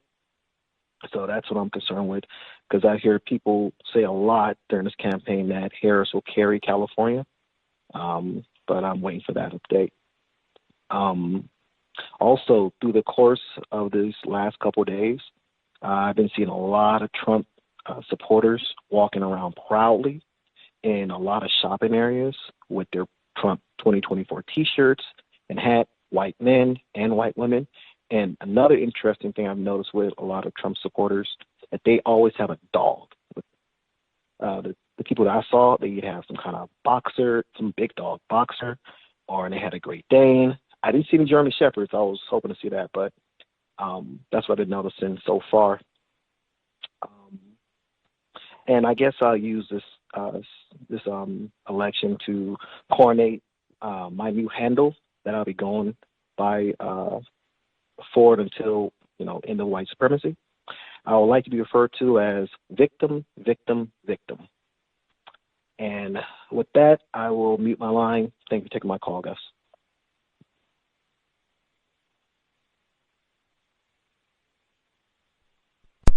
Wow. Victim, victim, victim.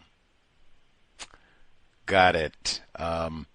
Envious for the smoothie. I was thinking that, once I get back, I was planning in advance, and some listeners like, you take the blender, you should take, because you'll be, California for a while. If you're homesick, at least you can make smoothies. It's like, man, I don't know. Just for one, that would have meant that I would have had to trek through Los Angeles with my blender, like to get to the hotel, and then the hit and miss of having to get through the riot and all that. And I cannot imagine me being out fighting crazy Angelinos on the street over a Vitamix. I just had visions of that in my head. Like, yes, I'm glad I left that. We'll just have to, y'all can do it up and enjoy lots of great smoothies for the next, month while I'm hanging out. Once I get back, I'd even thought of that because that's one of the last smoothies I had before I left. And it was the first time I had it too. Strawberry, banana. It was strawberry, banana, peanut butter. So good. Man, I'm going to have like 2 of those, 3 maybe, when I get back, all in one setting. Anyway, he said the kale, see there? That's how you put the veggies in there. Bam. Healthy. That's why they didn't want us at the food summit. That's why they didn't want me at the food summit. They got on their William chocolates and want that nigga. Even, in fact, I told you, going to get my boxes of material. I went to get the Eldridge Cleaver box.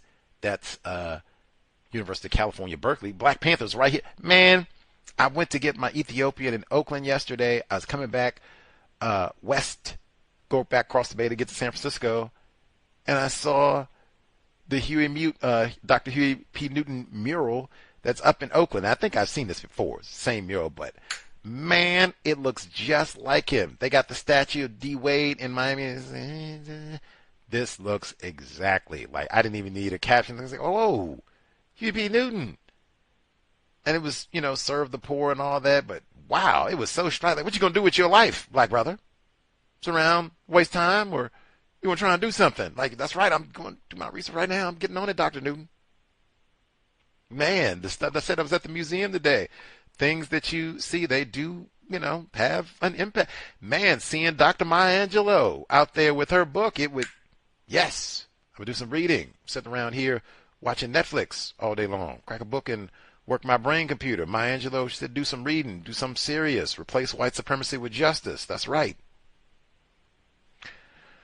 Other folks who dialed in, the number 605-313-5164, the code 564-943 #. Press *61 if you would like to participate. But the caller, he said he was watching Fox News and they had updated results. So they had Trump, I believe, somewhere at around 210, 215 electoral college votes, and they had Kamala Harris at like 110, 115, somewhere in thereabouts from Fox News, which just has pushed everybody, has gained a little bit, but Trump's still with a pretty good margin.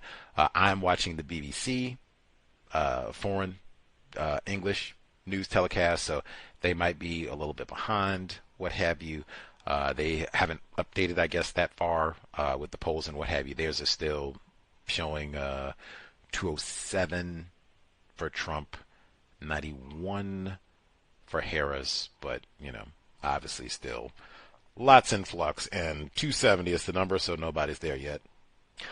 Let's see. He said, pointed out for California to see how that's going. I'm curious as well, because I would think Kamala Harris should get California.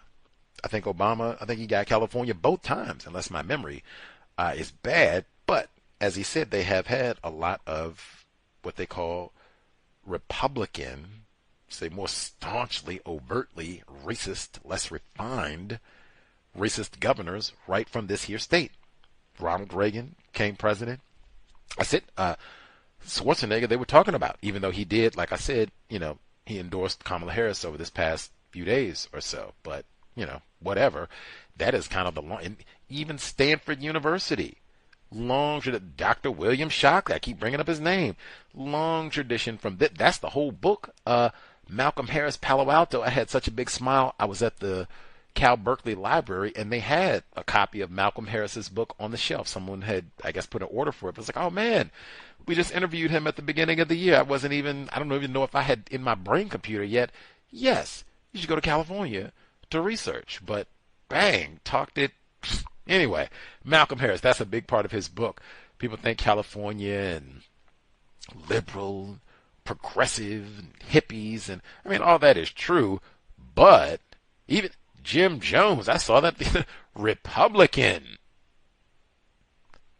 staunch racist. This is where they founded the SWAT team for police departments. Talk about being militarized, and we can go out and put the Rodney King on you. I told you when I touched down the day I landed in California off the plane, got to talking about Rodney King and O.J. Simpson. Let's see. Other folks who dialed in with a hand up. California. Gets totally dominant. That could be with you all. Z's mommy, also in California. Did you vote? Did you abstain? Commentary to share about the election. Greetings. I hope I can be heard. Yes, ma'am. I didn't. Okay, good. I didn't vote. I would have. I'm also I'm like on a work trip, and I've been here for quite a while, so I could have, I guess, voted early, but I didn't really feel compelled to. I'm also very much looking forward to going to my dwelling and having a very large smoothie. I've been thinking about it for the past couple of days. So when you both were talking about it, it really resonated with me. The one thing I hate about being on work trips is, well, there's many things, but not having access to my Vitamix can be really hard. I also thought it was really interesting that you brought up Berkeley Bold. I have a lot of fond memories of that grocery store. That's actually the first time I had learned what tahini was, and the first time I had cooked vegan food. So that place just has so many vegetables and herbs that I'd never heard of growing up. So I definitely miss that place. In terms of the election, it was radio silent at my plantation. I mean, I forgot that it was even happening until I pretty much got off work. I did work a 12-hour shift today, but no one talked about it. Besides, I think on a work call, someone asked if people had gone to vote.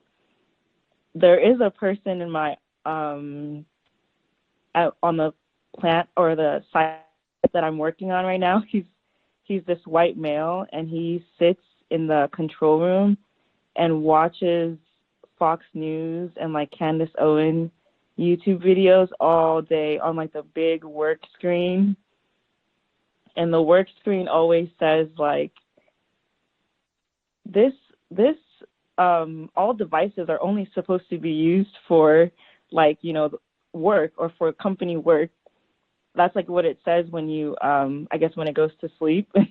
But he watches it, I mean, at least he has a 12-hour shift. I would say at least it's a good 4 to 5 hours that he's watching it, because I'm in the same room with him. But he wasn't here today, so I thought that was interesting. Other than that, I mean, I agreed with the previous caller.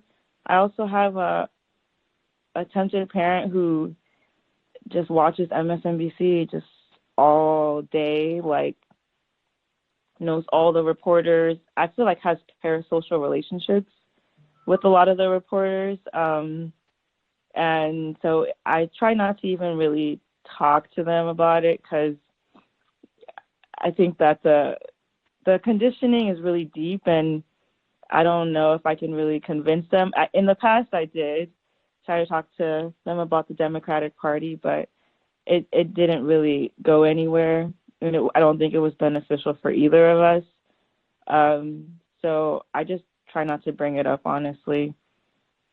I did notice, though, my offspring and I, we had been talking about it for a couple months, how we live in California. We never saw Kamala Harris signs or bumper stickers or anything. And so we would kind of be yeah, I'm pretty sure Trump is going to win, because even in California, I would say that it was I think it wasn't until last week or a week before that I saw one of the first Kamala Harris signs. Before that, I mean, there's Trump banners.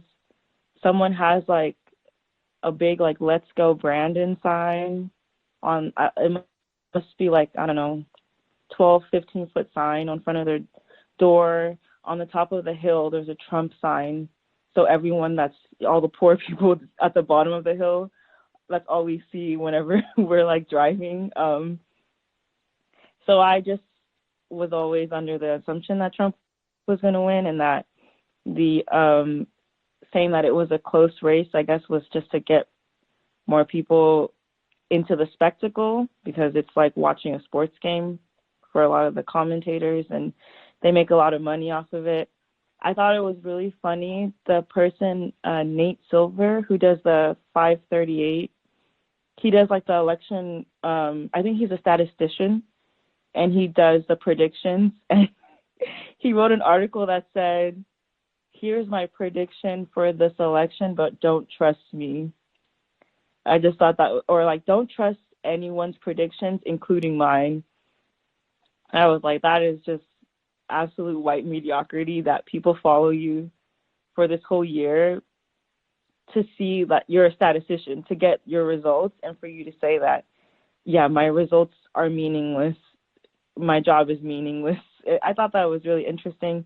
I think it comes from him incorrectly predicting that Trump was going to lose the first time in 2016. I would say that, like, when Trump first won, I was a lot more confused about racism, so I felt like devastated at the time. But I think it helps definitely to like understand the system, because it's not really confusing. I don't have any emotions towards it, and it's not really surprising. So that's all I have to say. Thank you. That's funny. As you were talking, the BBC called California for Kamala Harris. So the new tally with those 56 mega electoral votes is 145 electoral votes for Kamala Harris, 211 electoral votes for Donald Trump. Now, again, this is BBC. Seems like Fox might be a little bit further along in all of this. Either way, 270 is the tally. No one's there yet. Trump still has a lead, but California just went. BBC is calling it for Kamala Harris. So I was saying the same thing, that I wasn't really seeing Kamala Harris signs, paraphernalia, that sort of thing. I was seeing lots of Trump signs and all of that. So California, you would think, conventional wisdom, they're going to go for Kamala Harris. That's what I would think, but I was concerned. But she did win it, got those 56. That would have pretty much been the contest. If he had won California, like, this would have been all over, because, yeah, he would have been at like 260 something, like a high 260. I think he'd have been at like 267 or something like that. So you only need to be at 270. So, yeah, if he had won California, we'd have been all over. I guess quickly for Z's mom, she said she has been able to talk about all this with her daughter. They would talk about the lack of signs and such for Kamala Harris. Bravo. Same dynamic with, I guess, an older non-white person, and it might be a different dynamic for them, like voting, and that's like civil rights movement and Rosa Parks and Dr. King and all that, Coretta Scott King, and might mean even the so-called Democratic Party might mean something a little different, all that nostalgia, even some of that you see in the movie The Help. That's a certain age group of conditioning in white supremacy racism that, we got to get out and do it, and so, Anyway, with regards to work travel, do you have any codes when you have to do travel for work in terms of either health, safety, counter racism, any codes for work travel? Since I've been working on that myself the past few weeks, and more to go. Any workplace codes, any workplace travel codes? I try to research a lot of the food places ahead of time, and I try to get a hotel close to a grocery store. Most times I usually get a hotel that has a kitchen, like a Residence Inn or something like that. So then, and I pretty much just have the full experience that I'm at home. And then I have one of those like portable blenders, so that helps, but it's just not as powerful as a Vitamix. So that's it for like food. And I honestly pack everything, because my stays are quite long, and that I need in terms of just like health and wellness, so that I don't have to worry about that.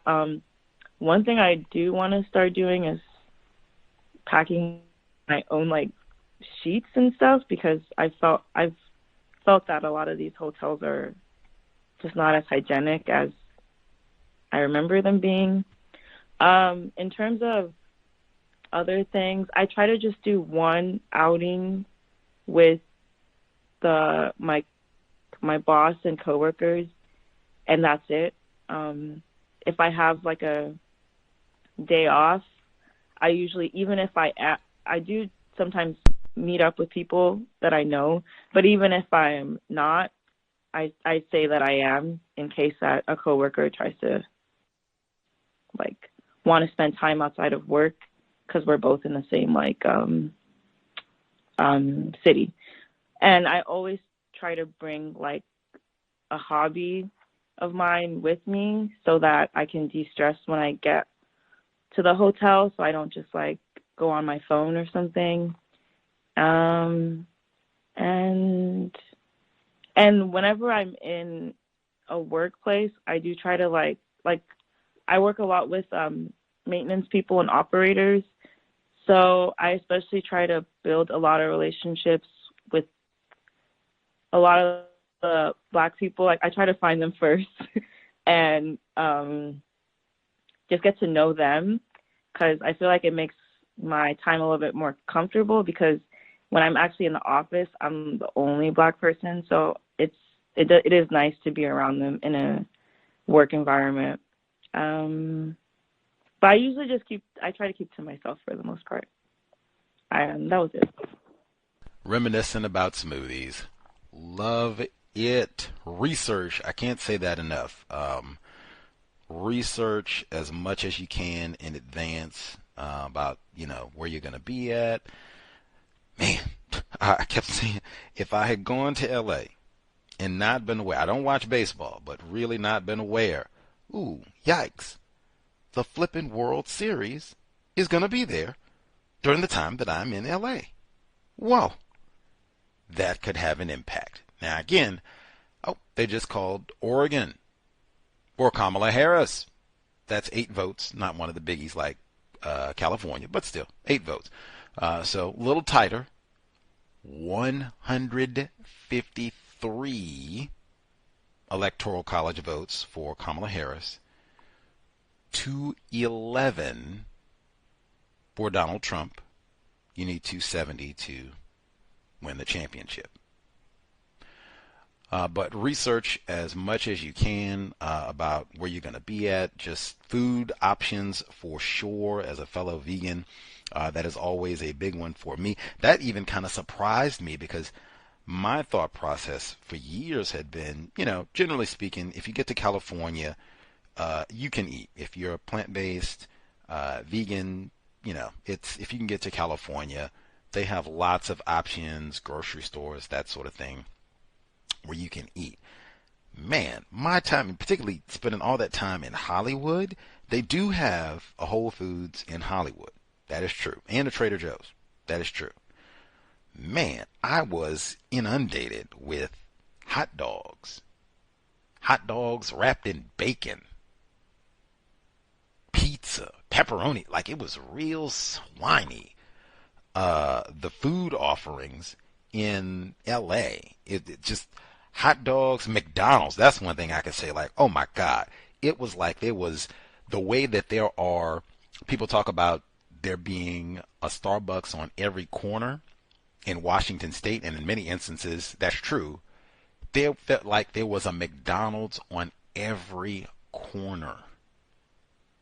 It was just real swiney hot dogs, bacon hot dogs, French fries, food trucks. Like, it was just a lot of bad food. Just bad food and bad food and bad food. It has been way easier to eat. In fact, I don't even think I saw local farmers markets until I got here to the Bay Area. Like, I've seen farmers markets here in San Francisco, Oakland. They have farmers markets all the time. In Berkeley, we have farmers markets all the time and on every block practically, almost as many as they have Starbucks in Seattle. So you can always get fresh produce, organic even. That was not the case, and that was something I was stunned about. That was not the case in LA. Like, I was really surprised about that. Like, it's really lots of bad food, which, as she said, if you're going to travel, like, I would think of that. Like, here in San Francisco, I got fortunate hotel 1 block from Trader Joe's. Score. And Whole Foods, pretty close. Lots of easy options to eat, cook, get healthy food. Much easier. You don't have that to stress about on the ship, just surrounded by hot dogs and bacon hot dogs. Like, man, like it reminded me of Vegas. So like that's the sort of food that they have in Vegas, like deep fried Twinkies and corn dogs and chili cheese hot dogs, just crap. So you can be broke and in bad food. They can stuff you full of grease, and I was really stunned about that for being LA, because I'm thinking this is where, the stars and J-Lo and, you want to look good and glamorous and hot dog. I know they're not eating that, but man, just come on, man. Come on. That's why we got to be on Ozempic, these hot dogs, bacon hot dogs all day long. Anyway, Bravo, we heard that 2 times minimize conflict can't be stated enough. That's a big component of what Mr. Fuller talks about in terms of minimizing conflict with other non-white people, particularly around the election, because that's when even a lot of white people will argue and fuss with each other about the election. Any hoodles. I do love Berkeley Bowl. She said that was the first place that she got tahini. Had to get to Seattle. I don't even buy tahini now. I make the pandemic. I went to buy tahini. I made falafel, and I was going to do falafel sandwich with the pita bread, and they ran out of tahini. And that's when it's so simple. It's like, oh, you really do not. Never again make my own tahini sauce now. But yes, a place like Berkeley Bowl would have that.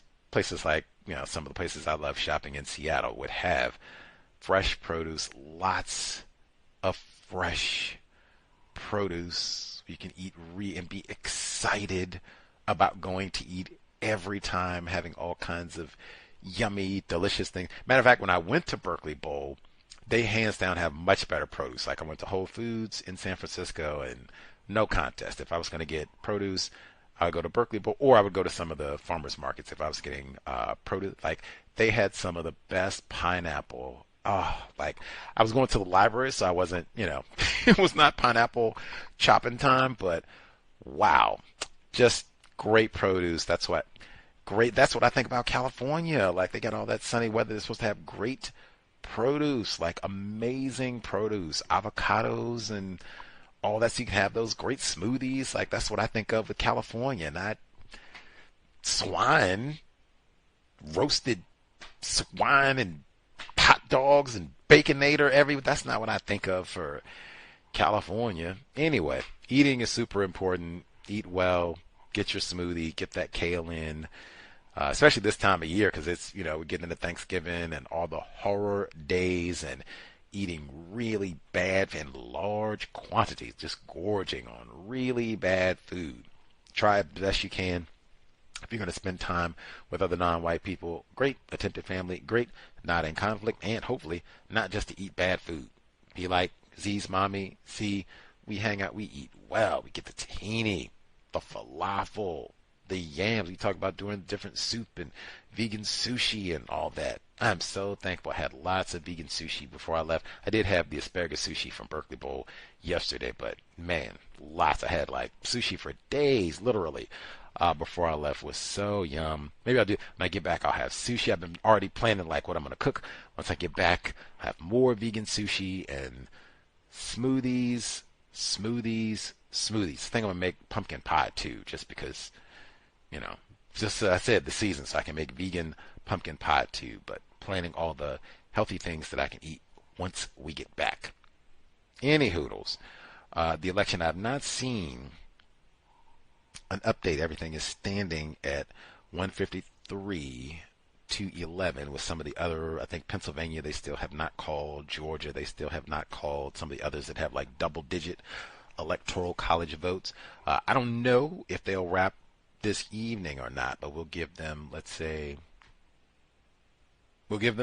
till the bottom of the hour to see if they have a winner or if it's going to be like 2020, last time around, when it took weeks.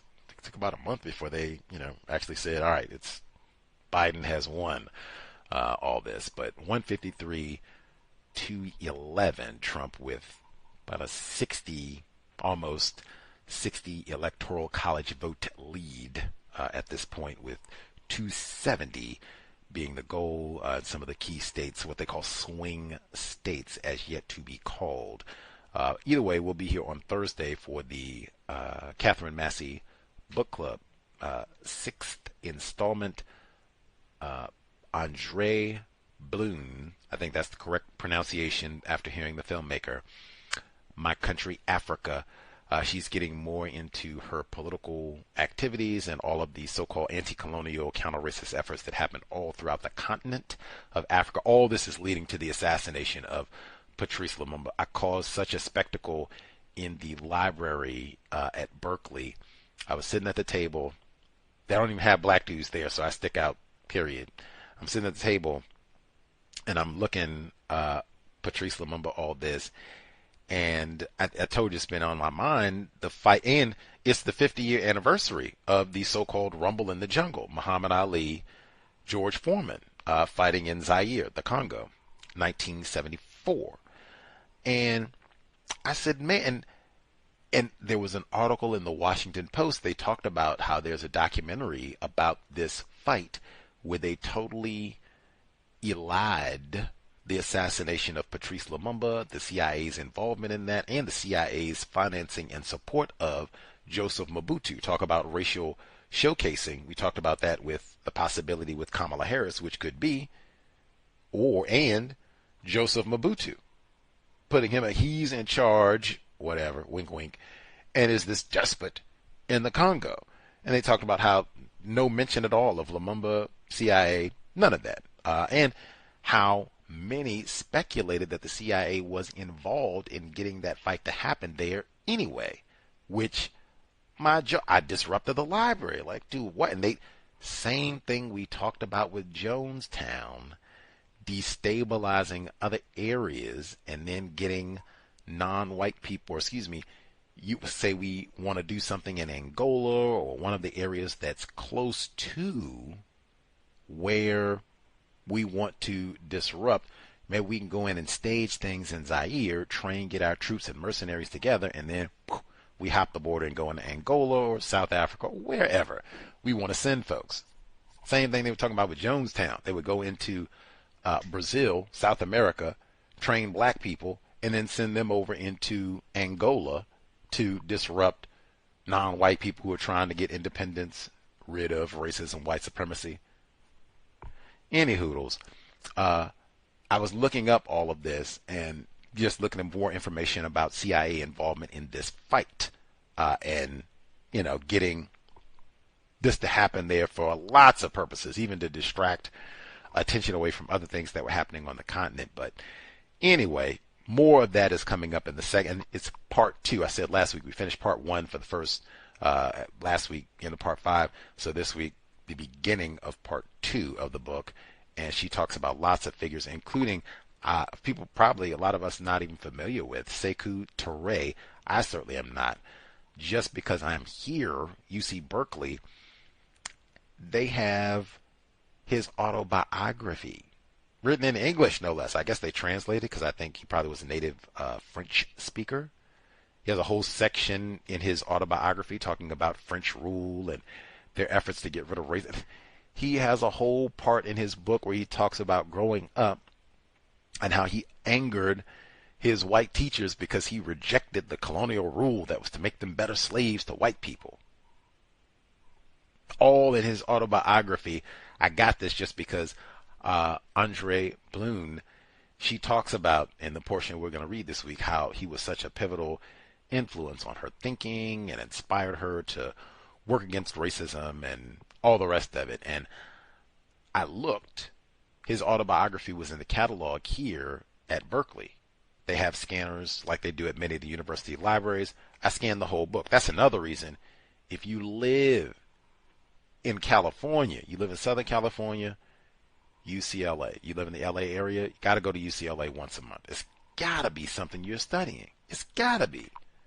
That is such an amazing resource. It's free.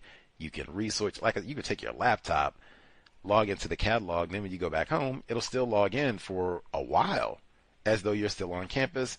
Research their books, articles, videos, you can find, you can scan, share. It is an amazing resource. If you're here in the Bay Area, you can take your pick, man. UC Berkeley, San Jose State, that's on the BART line. Stanford. I mean, there's just lots of institutions. You can go study. Some of these places you can actually get a library card, check out material. That's what we need to solve this problem. People, non-white people, researching, studying, being serious, not blasting loud music and nonsense, but I mean serious thinkers seeking constructive information and boxes of it. Anywho, but even if it was a community college, I've said that forever, and that's what I've abided by. Hey, if it is a community college, take advantage, man. They have something. Most community college, at least they'll have newspaper subscriptions, and you can get online and probably get today's paper. That's score right there. Guaranteed they will have some books that you don't have at your house. Guaranteed. Take advantage. Whatever resource you have, way better than watching TV. Anywho, looking at some of the other, I guess Arizona, some of the other states, like I said, where they have not called yet, where they're saying it's too close to call. I think Georgia, they still haven't called yet. Pennsylvania, I think, might be one of those swing states, as I said, that they've not. I think even my state, Washington, I don't think has been called yet. Let's see. Michigan, too early to call. Looks like they're showing Harris might have slight lead there, but a little too early. Either way, system of white supremacy still will have to be replaced. But we'll see what happens with, at least this election for this time around, and, how that'll be used to enforce white supremacy, racism on a local level. At least out, to explain, talk about this with other victims of white supremacy, how to explain this to your offspring in a way that makes sense. I think someone used the word spectacle to kind of get people to buy into, I don't know, the pageantry, the drama of all, like it's a sporting, contest. We can root and get excited and all the rest of it, as though these decisions have not been made months, if not years previously, about who's supposed to take over come January of 2025 and what that plan is supposed to look like. I think it's Project America 2025 and all that. They already got all that laid out. So, anywhoodles, just figuring out, I think, best ways of articulating this to other victims of white supremacy without causing conflict. Silence is always best. I think some people employed that. You don't have to force your views onto another non-white person, regardless of what they think about the election, who won, who lost, who you voted for, whatever. Great. You can let them articulate their view. All right. Leave it at that. Move forward. Especially in, I think, being intelligent enough, if you realize this is someone, they don't exactly, sit around and listen to archives of Dr. Welsing. They don't read Dr. Marimba Ani's work. They listen to MSNBC all day. Or my BFF, Amy Goodman. Maybe they listen to her all day long. They might not be receptive to thinking about this in a different way, using counter-racist logic to make an assessment about this election and, how hopeful we should be, how emotionally engaged we should be about all this. We recognize that in advance. Hey, I already know they're not receptive. They like old Rachel Maddow. Many do. I'm not going to squabble about this. Let them have their peace. Keep quiet. That can be employed in so many settings. Workplace, Thanksgiving holiday.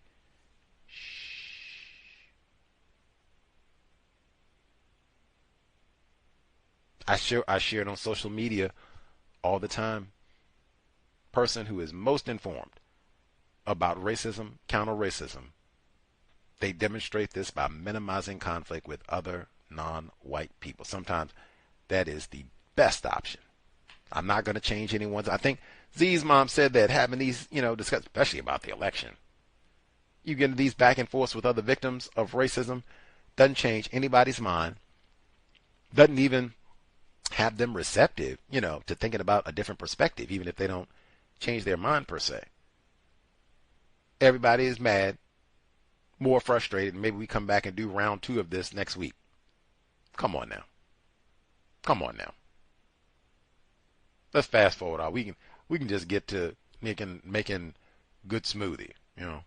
Who can get mad about a good smoothie? Get that strawberry in there, man. Come on. And I told you, grapefruit. I got me a grapefruit right here from the Berkeley Bowl, no less. But man, it is not the same as that pineapple. Oh, and they got the pineapple. Real talk. I might even get me a pineapple from Berkeley Bowl before I go back, and then pineapple grapefruit smoothie.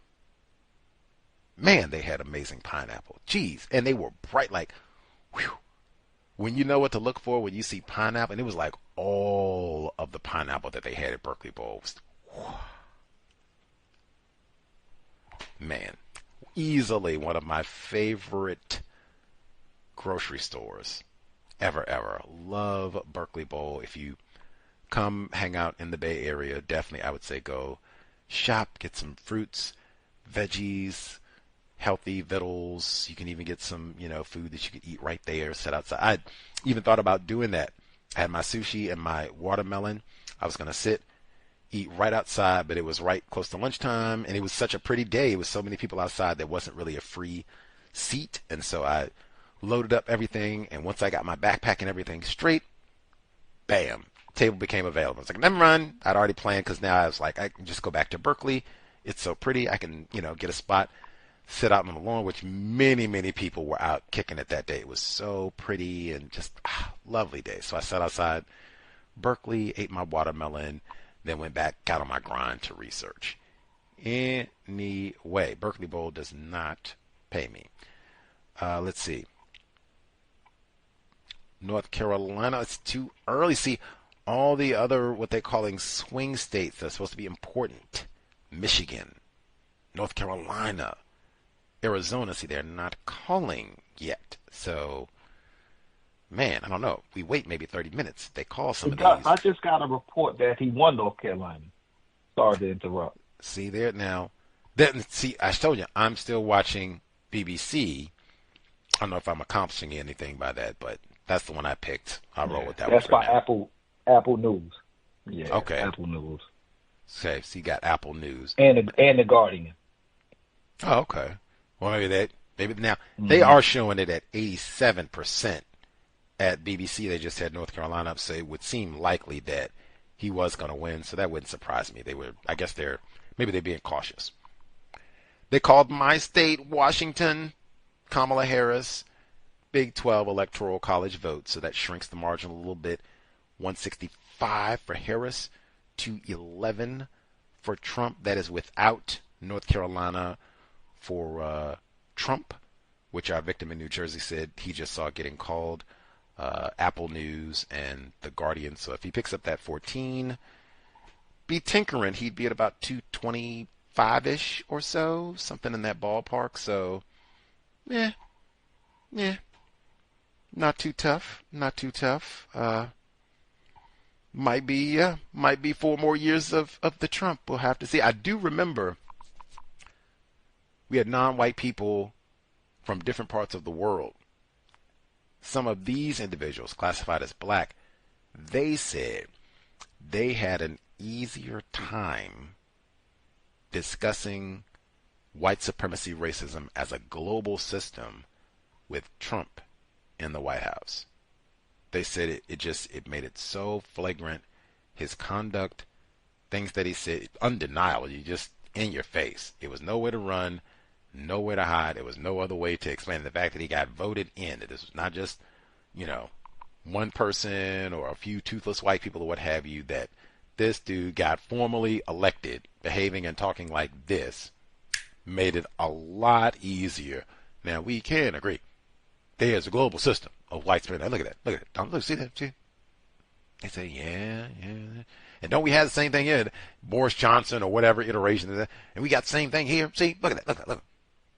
Much easier time. And I think other people have said, hey, as opposed to, I have seen what this looks like when they say that it's a non-white person, Joseph Mobutu, Nelson Mandela, Barack Obama. I've seen what this looks like when you say, oh yes, this non-white person is in charge. Wink, wink.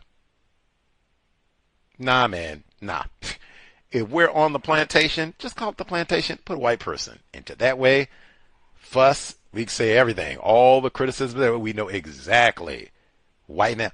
That would still be the case even if VP Kamala Harris wins. I'm of the opinion a lot of times we get confused about that, and some of us, we really think Obama is in charge, and he's a sellout. Madiba is in charge, and he's a sellout. He traded on us, man. He ain't looking out for us folks. That type of it. No, man.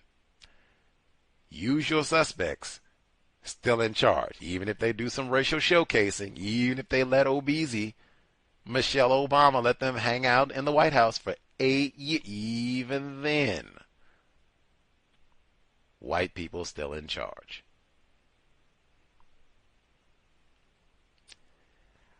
Let's see. Michigan. Well, I missed any folks. *61. We got any other folks? If you voted, let us know how your experience was. Was it safe? Was it boring? Was it difficult? I know sometimes they get with that identification process. They really, make you go through a lot of rigmarole. Any other folks, if you participated or even if you abstained, that's fine too. Let us know. Number again, 605-313-5164. The code 564943 pound. Press *61 if you would like to participate. Hello, Gus? Yes, sir. Yes, sir. I want to answer the question. I guess I forgot to say earlier. I participated in the voting process, and here in California, a few years ago, Governor Gavin Newsom made it state law to issue out all residents a vote-by-mail ballot, so you can use that and drop it off at any vote center or drop-off box or mail it back in. So that makes it a little more convenient for people who tend to vote. Also, for this particular election, they had a measure, Measure 6, and this measure is to eliminate, incarcerated fellows from being forced to work while they're in prison.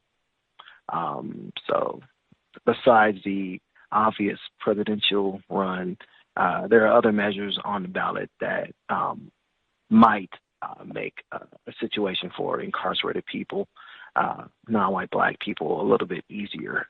I just want to point it out. But thank you. Love it. Love it. Love it. I think we had some other listeners, Non-Clemson Dad and Mama C, where they also said that they did the mail-in ballot, just safety reasons, get it out of the way, a little bit more efficient, all that. That intelligent, number one. In this day and age, I don't know why they don't just get that on your phone. I mean, if they're talking about security, you can send thousands of dollars via bank transactions over your phone and loan applications and all that. That's got to be secure. Why can't you just figure out something at this point where you could vote on your phone? That would make it really easy. But right on for the mail-in ballot, I guess, take what we can at this point. And certainly the down ballot measures to make it a little easier for incarcerated folks. Oh, I'm looking at the Miami Herald website now. They have the updated results at 192 Kamala Harris, 230 for Donald Trump. A little bit closer, the Trump with about a 42 electoral college vote edge, but he's only about 40 away from the needed 270 with some other I guess, states to roll. Anyway, I was looking for someone because I forgot. He said, oh, looks like they're saying the so-called Republican candidates are doing well in the state of Florida. Not that I'm surprised. Oh, my goodness. DeSantis keeps the Florida brand, whatever that means, going with defeat of cannabis and abortion amendments. Wow, that is surprising. I thought they were, because the cannabis thing is on such a roll, and it's in, I think, like 26 states and District of Columbia at this point. Wow, no recreational cannabis in the Sunshine State of Florida. Well. Oh, well, tough nookies there. We'll have to see how long that is a lot of money. They got all the spring break and everything else. That's a lot of money. But, oh, well, I guess they'll miss out for the time being. That is one of the stragglers. That'll just make it even more funky when they go and try and adjust the federal laws to make it in accordance, having, outliers like, yeah, I guess that would be outliers like Florida at this point. Anyway, the abortion, that one I'm not as surprised. Let me see if there's any other. The down ballot measures are important as well. That's why I never go, aggressive. If you say you don't want to vote in the presidential election and all that, that's cool. Some of the local matters, that might be important. Some of that, if it's depending on who's up for election or some of the initiatives that are up, sometimes it's school measures and things of that nature, that might be important, to pay attention to. Now, again, usual suspects have a lot of authority about what's going to be carried out, what's going to be done, all that. But at minimum, it might at least be worth knowing what's happening. Your part of the world, at least go out, vote about that, encourage others to be aware some of those local initiatives and things that are happening. Like I said, sometimes it's concerning children, schools, cannabis, all kinds of wacky things. Might be important to be informed about those before you, cast off Trump and Harris, all the rest of us. Let's see. Checking for some of the other. Okay, go back to BBC, see if they have any other updates. Like I said, we'll give another 20 minutes or so, because they might not even call. Like I said, they might have allegations of fraud or foreign interference, fake news, or anything where it might be a delay. They might go to court or anything where it could take weeks and everything before we get final results in. But we'll give them another 20 minutes or so and see if it's resolved. At minimum, we should be here for the book club on Thursday, 8 p.m. Eastern, 5 p.m. Pacific, normal time. Neutralizing workplace racism on Friday. Have to see. Intend to do research at Berkeley that day. Think I could still do neutralizing workplace racism. We shall see.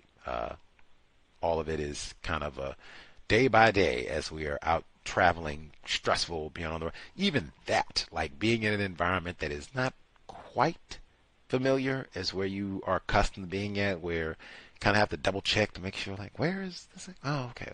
Even that is just, a sprinkle. Even what Z's mom said, she said, next time, bring in my own sheets. Exactly. I know some other travel folks where they do that, bring their own sheets and such. Just, hey, I like my sheets, have concerns. We just went through a pandemic, right? Have slightly greater sanitary concerns at this point. And even comfort, sometimes just, I like my sheets. Is, a little bit of stress to traveling, and particularly long term where it's not just, 2 days, 3 days, long traveling away from your blender and that type of thing. It's a little stressful, all the rest. Anyway, hopefully for constructive purposes, trying to learn a lot while here, and still able to do a little bit of counter-racist broadcasting in as well. Let's see. Okay, so they're looking. Polls have closed, they say, in the so-called swing states. I guess one reason I like going, if BBC, if they're going to be either a little bit behind or if they're going to be a little bit cautious in reporting, I prefer that as opposed to the whoops, and got to go back. And I remember that from 2000, the whole George Bush Al Gore fiasco. Oh, they just called North Carolina. Maybe we're catching up a little bit because I think Victim in New Jersey had told us they had already called North Carolina, if I got my callers correct. But now they've added that via the BBC tally, so he'll get to go up 16 votes. I guess that's not too small. That's kind of significant. 16 votes for North Carolina for Trump, who, again, kind of in distance of that 270. If he gets some of these other, as they call it, swing states, Arizona, and some of the others that are in play, might be 4 more 227. So he's needing about 43 at this point to get the dub, with some other key states out there. Nothing to celebrate, really. I would just crank Dr. Welsing, rest on that prediction. I would say one more time, I will look askew if he does win. I will look askew at 2020 forever. And then I'm waiting for day one. So is he seriously going to pardon all of these January 6th thugs? Like, for real, I'm thinking like, ooh, man, that would be pay attention one, then we just watch the rest of it unfold. But I mean, wow, all of these, the QAnon shaman, all of these hooligans are just, get out of jail free card. Thank you for hanging in. You are real patriots. That's what we've been calling you. Have been patriots and hostages through and through. White brothers, we're with you. You think he's gonna pardon Enrique Torres, you think? That's the non-white male, folks. Don't remember they trying to put his face up. Promise it's not all white people. And he was the one with the metaphor, threw the book at him. I think they gave him like 30 years. That's like way more time than everybody. Like the person who is most to blame for this. Oh, Enrique, like what? What? Let's see that. Is Enrique Torres, he going to get a pardon? He going to come, my bad, Enrique, you've been a part, or you've been true blue, holding it down for Team Trump all this time, and January 6th, all is forgiven, my black brother, or my non-white brother, Enrique. Come up here and get a picture with your sick white. That's what's going down once he get day one? Is that's going down? Whatever. I think so, Gus. I'm gonna be wait. He so, should, especially with all. Go ahead. I'm sorry. No, I was gonna say, especially with the, with the comedian that was up there, that had people in outrage, his comment about Puerto Rico. So, yeah, I think he is going to be showcased. If we're talking about racial showcasing, to use a metaphor, on steroids, yeah, he'll be top of the list. Top of the list. And Gus, I want to see if there's going to be a resurgence of Antifa, because Antifa just disappeared under Biden, Kamala Harris, and no Antifa in Mississippi to protest against the Goon Squad, so it's going to be an interesting 4 years if he wins. If he wins, that's right. Not at the finish line. Our sister might steal all the votes on the home stretch here and get to 270. But yes, I do remember they were yelling at the January 6th. My sick brothers, Enrique Tarrio, mispronounced Enrique Tarrio, my sick non-white brother. They were yelling that chanted F Antifa, F Antifa, F Antifa. They were out yelling before they stormed and got the attack. Ashley Babbitt and all the rest of them. It would not surprise me at all, because see, you got to have that. If it's going to be easier to talk about white supremacy, racism, you got to have some old fake John Browns and not in our name, we're with, because they were out rolling around the streets in Portland. Remember all that? The Antifa folks? I remember George Floyd. I remember all of that. All of that. We should be prepared. At minimum, we should be prepared this time around if there is a resurgence of that. And you back up, let them have all that too. But And I wouldn't even be surprised if there ended up being some violence, even if he does win. In terms of Donald Trump, what he just said, the Antifa folks, they get upset, say we're gonna go out and we're upset about it, because I think they did do some running around, if I remember correctly, when he was inaugurated in 2017. I think there was some of that in D.C. at least, not on any large scale like January 6th, but I think there was some, tearing up or what have you. So I would still be alert regardless of who wins, and the politics of white violence. Plantation is not safe regardless. Let's see. Got an update? Is this update? Oh, okay, they talk about the other ones.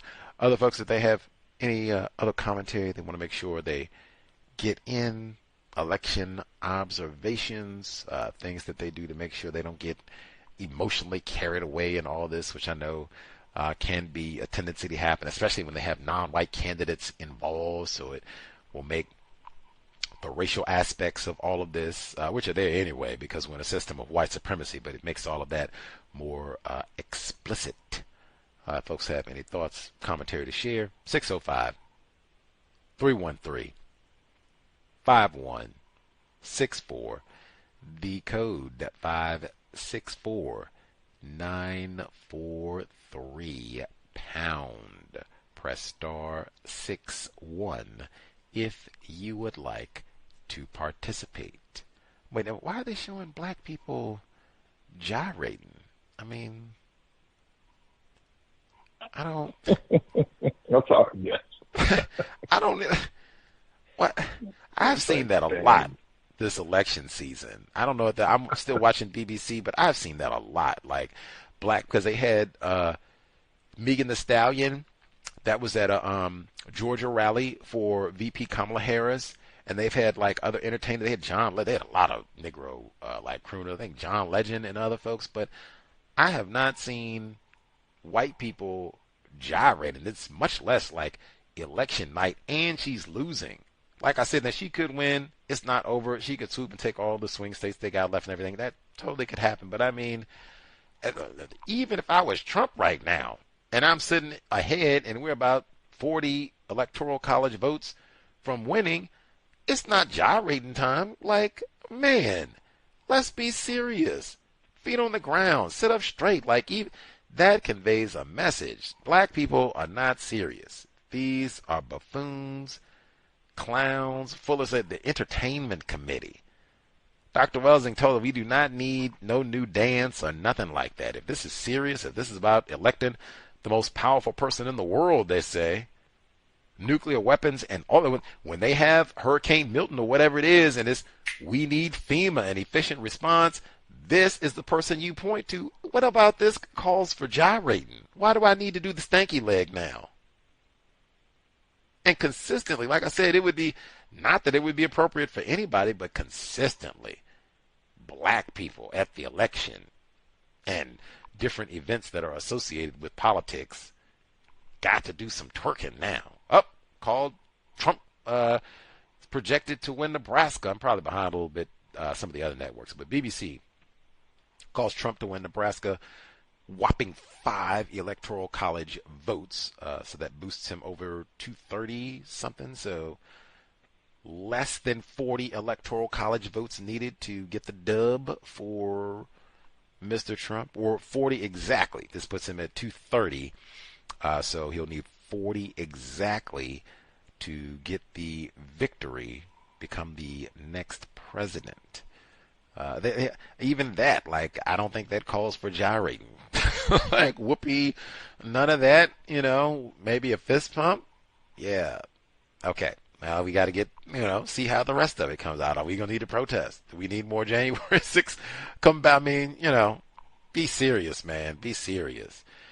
Anywho, regardless of what happens, when you get to work tomorrow, still no discussion of politics. I think Z's mommy said it was radio silence. That's what it should be.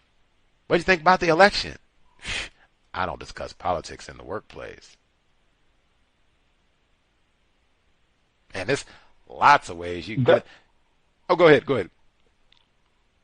No, I was going to say there was a lot of I think I'm a coin this phrase, Sue Africaism, where white liberals, classified as white liberals, are chastising black people, and even going as far as calling black people sellouts and Uncle Toms if they don't vote for Kamala.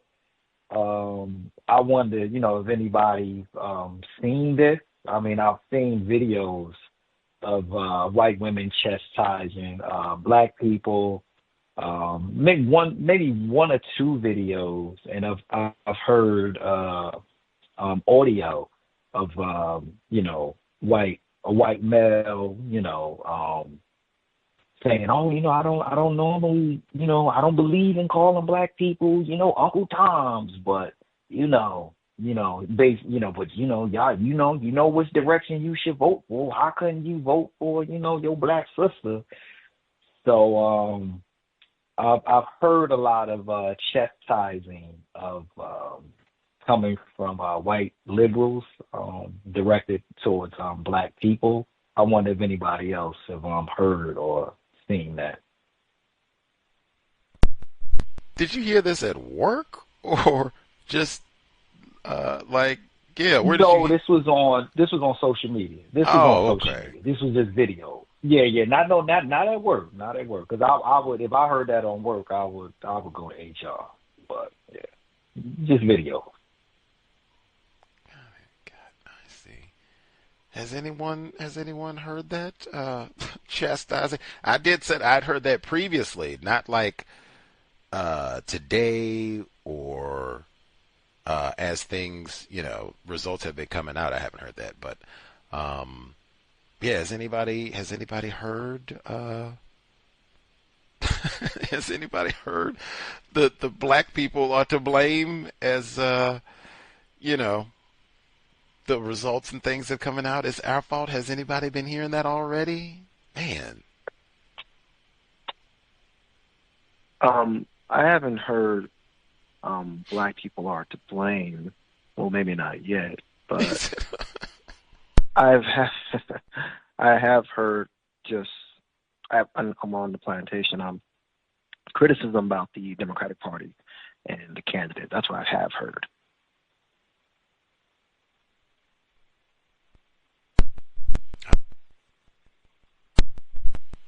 I see. He said criticism. I see. Is it like criticism of Kamala Harris or? Yes. So, just ultimately the criticism about the record, this lacking of policy. There's different things that they point out about reasons why they were not voting. I see. Reasons they are not feeling old Kamala Harris. Well, the Negras. You certainly now, as the results begin to unfold and they see, what all transpired, now that will sure be one to pay attention again. Like now, do they come in, get something like President Obama come out and white women. I cannot stress enough. Like, if we're going to break down, we got to get it. The niggers didn't vote and all that.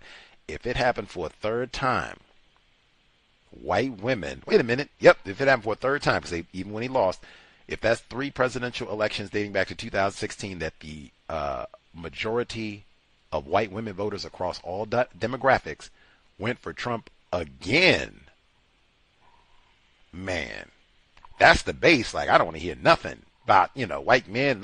That's the base right there. Most reliable. Always got my back. Psh. Even against another female opponent. Psh. Sexism and feminism.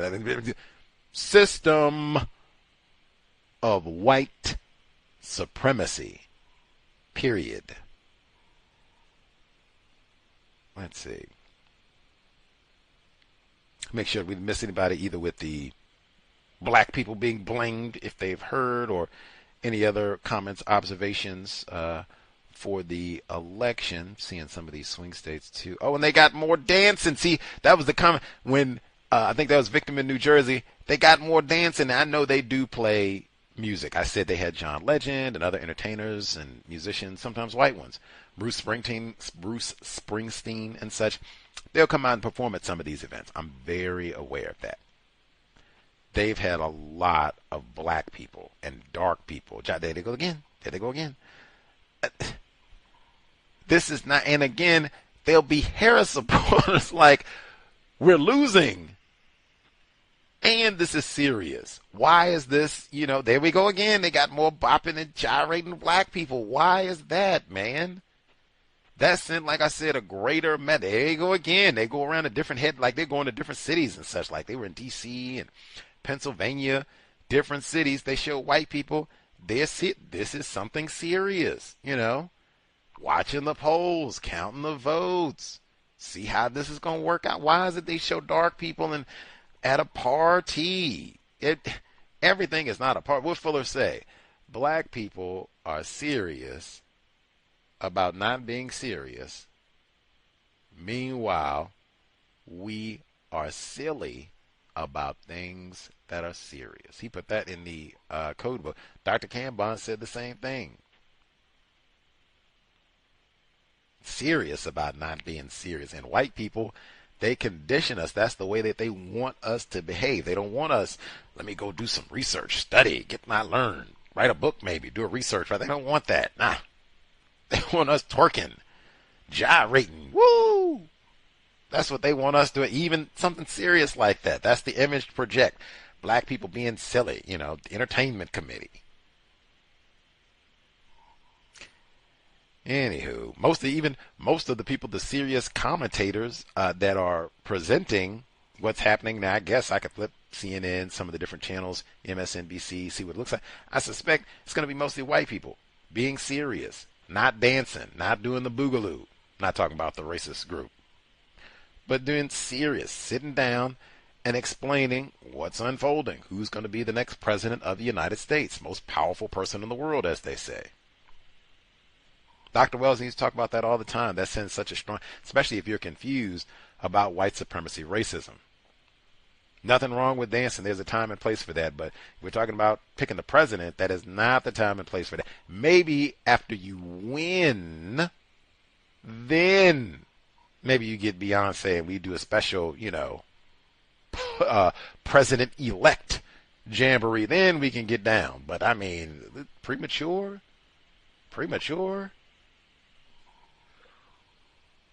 Gus, not the cuts keep cutting you off, but just I thought about you and Millie Fuller.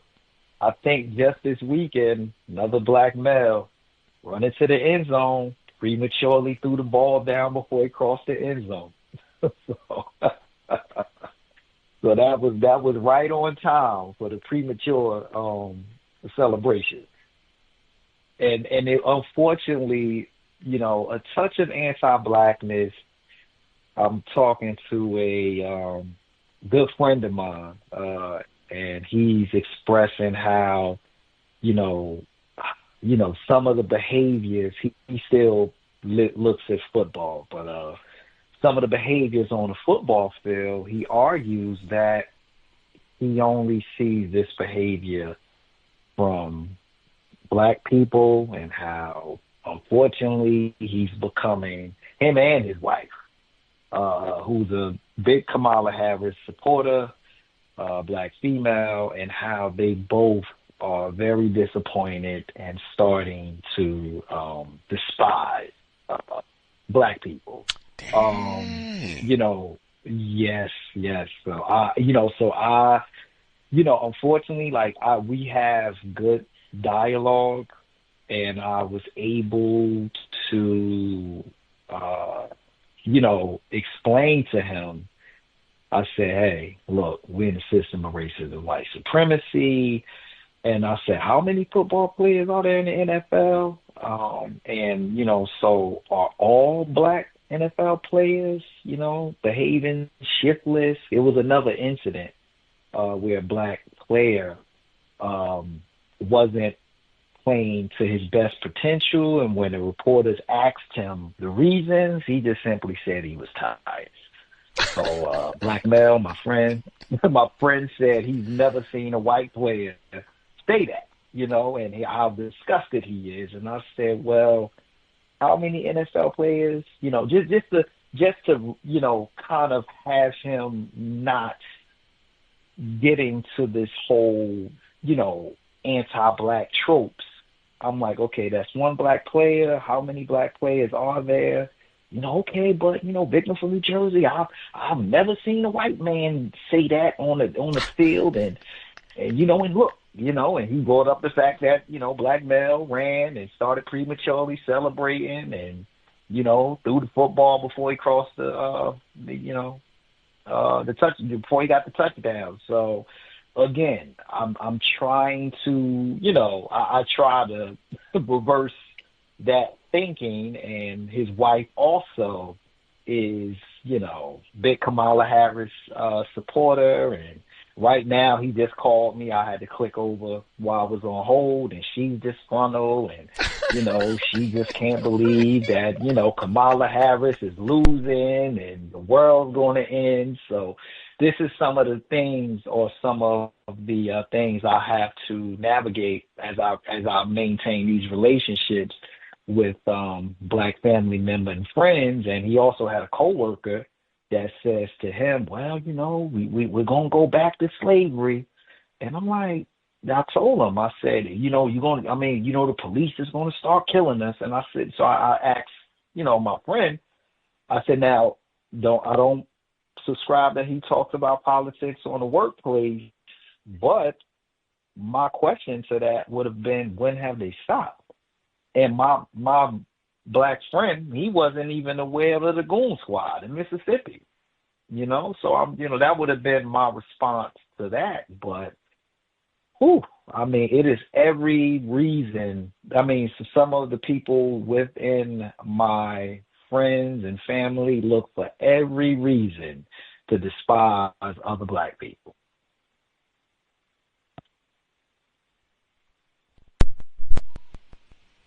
That is quite common, unfortunately, in the system of white supremacy racism. Wow. In fact, both counts. The surprise that Kamala Harris is not winning, I guess. The surprise of that, and then, I don't know, the blaming black people or being upset with black people or looking for reasons to be angry. That's such, he said a football player saying that I got tired. And I've never seen a white person, you've never seen a white person say that they got tired? That's not even like, wait a minute now. I know all kinds of people have quit athletic activities, which is about the same thing. Like all kinds of people have quit. I'm tired. My foot hurts.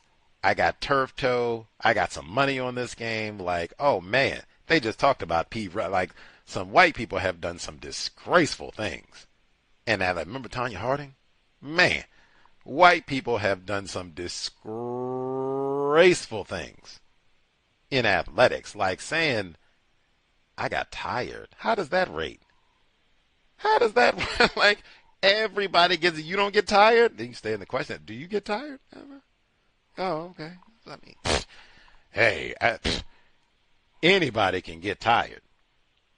Man, I don't know if that's on a system of white supremacy. That's not going to be high on my list of gripes. Now, I did unfortunately hear about the black brother who threw the ball down before crossing the goal line. Neely Fuller Jr., the great, pointed that out. Said that's us right there.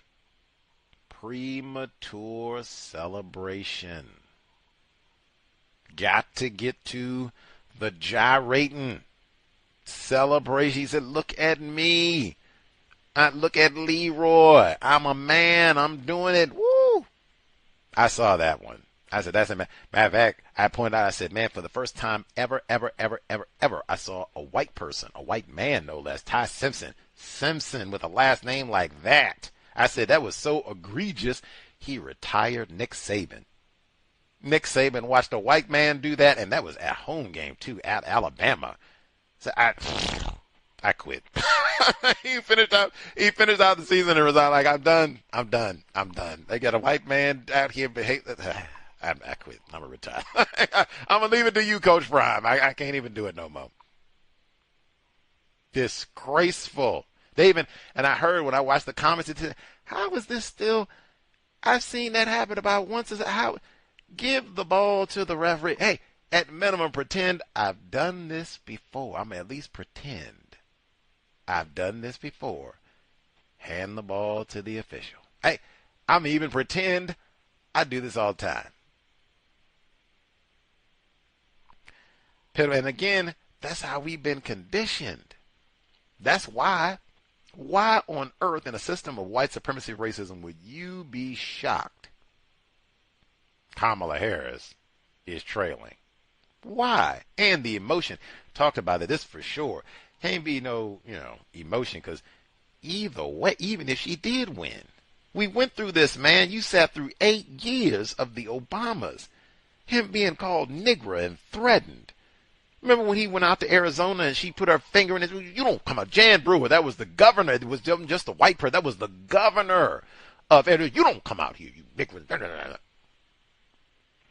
That didn't do nothing to replace. That's how we got here, man. Like, gee, that's again, you can't argue and such, you got to see that. You got people, they've been conditioned and, just accept the way we've been told how we're supposed to think about things. You lived through this. Having a non-white person in the White House does not solve our problems. Might even make them worse in some instances. You know this. Why act like you don't? It can't be, at minimum, it can't be emotional. I'm going to be upset about this and I'm mad and I might have to take a day off work, or I'm going to be cross to my, come on now. And if she comes back and wins, they got her with 169 electoral college votes now. If she comes back and win, I can't be in Jubilee, because we saw that last time. Saw it twice, in fact. Literally. Had black people running around in Jubilee and woo! He won it. Yes, we did. Yes, we did. Had black people who got maced the night that he won out celebrating. All kinds of, and then 8 years of, the Tea Party and all the rest of it. Like, come on. Connect the dots. We talked about that at the beginning. Connect the dots, man. That's what Dr. Frances Cress Welsing, she talked about that.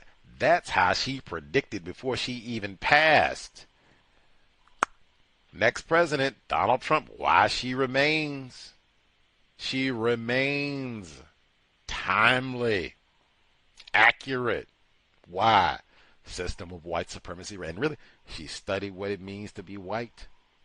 White genetic annihilation. Any hoodles, they say the polls are closed currently. Again, I'm watching BBC, so they might be a teaspoon behind some of the other coverage, but they still have sick white brother Trump at 230, VP Harris at 169, with 270 being the magic number. Let's see, we went a teaspoon. I guess I'll check to see if there are any other. I don't know if there are different ballot. It seems like we have a lot of California people here. I don't know if they have other major ballot initiatives in California specifically that are up. Let's see. Does they have anything up for? Oh, now the LA Times, they have a tighter race. They have it at 210. VP Harris, 230 for Trump. That's where they have things at for the LA Times.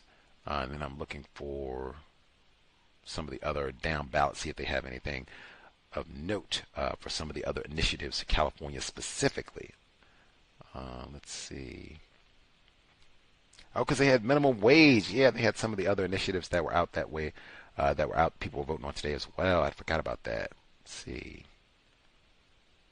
Oh, and they got front page of the LA Times. Women who vote early may be kingmakers in this election. Gotta be white women. I mean, who are they talking about? Z's mommy? Please. Please. Any hoodles. Let's see.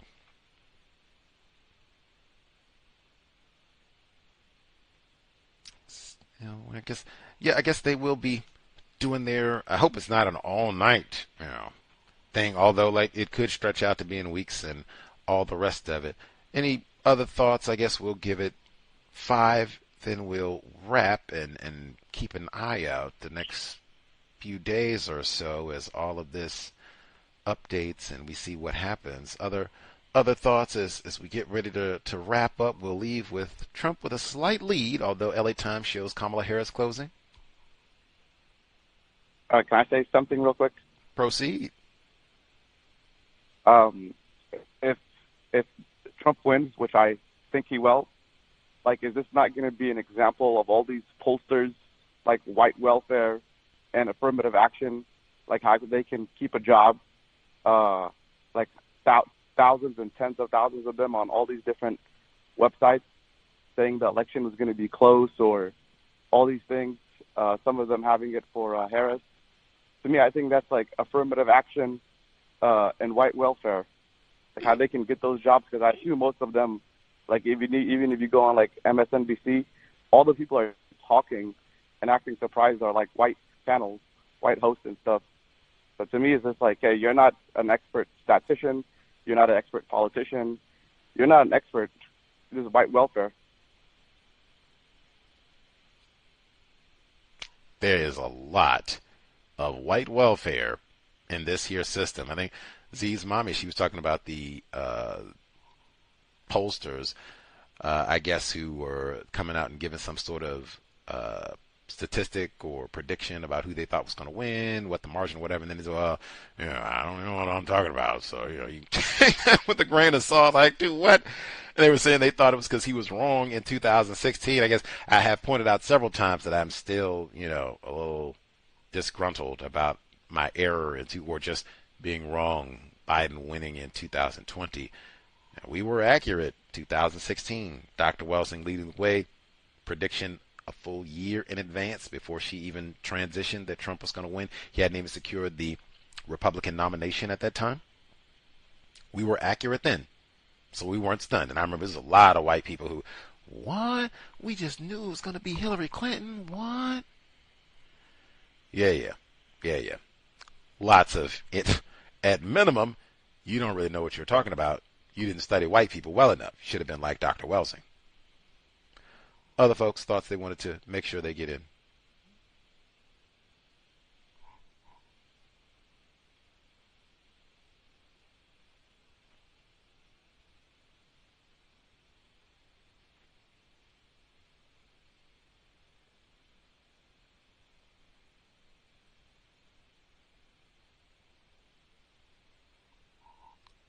Soon, folks got their commentary and such in. Again, I'll be paying attention, although I don't know if I'm like staying up all night, because like I said, I remember in 2020 it was weeks before they had any of this resolved, so you just kind of have to pay attention, treat it like a Netflix series or what have you that just evolves over a few months, at least a short one season type of a deal.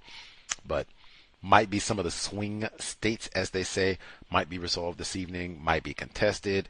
Who knows? But at least as things stand, Trump about 40 votes from victory. Kamala Harris about 48, I think it is.